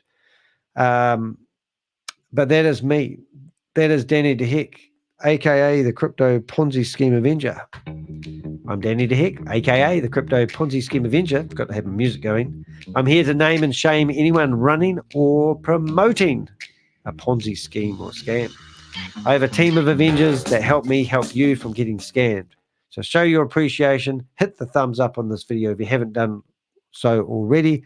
Think about joining my YouTube channel. Become a subscriber for $1 a month. Or if you're really generous, pay me $7 a month and help me do this for a full-time job.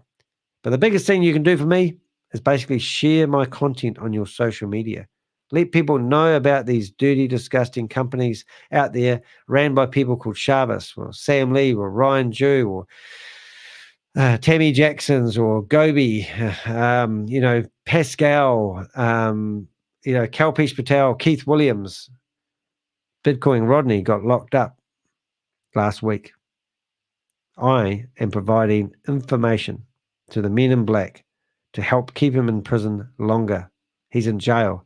First person being locked up for doing presentations promoting crypto opportunities that don't exist. I did a video. I showed you the court documents. The court documents have been resealed. I got told they reseal them when new people are going to be arrested. I believe Keith Williams, Brenda Chunga, Troy, David Chandler are the next people going to be arrested. Remember, you heard it here first. Have a great day. It's Danny. It's 10:22 a.m. on Sunday morning. Enjoy your Saturday night. I'll see you tomorrow morning. Let's do it again. I might even do a sneaky video this afternoon if my partner lets me. See you guys. Love you all. You're awesome. Be safe out there. Be kind to others. Do to others as you want done to yourself. Don't do to others before they do to you, like these criminals do. See you guys.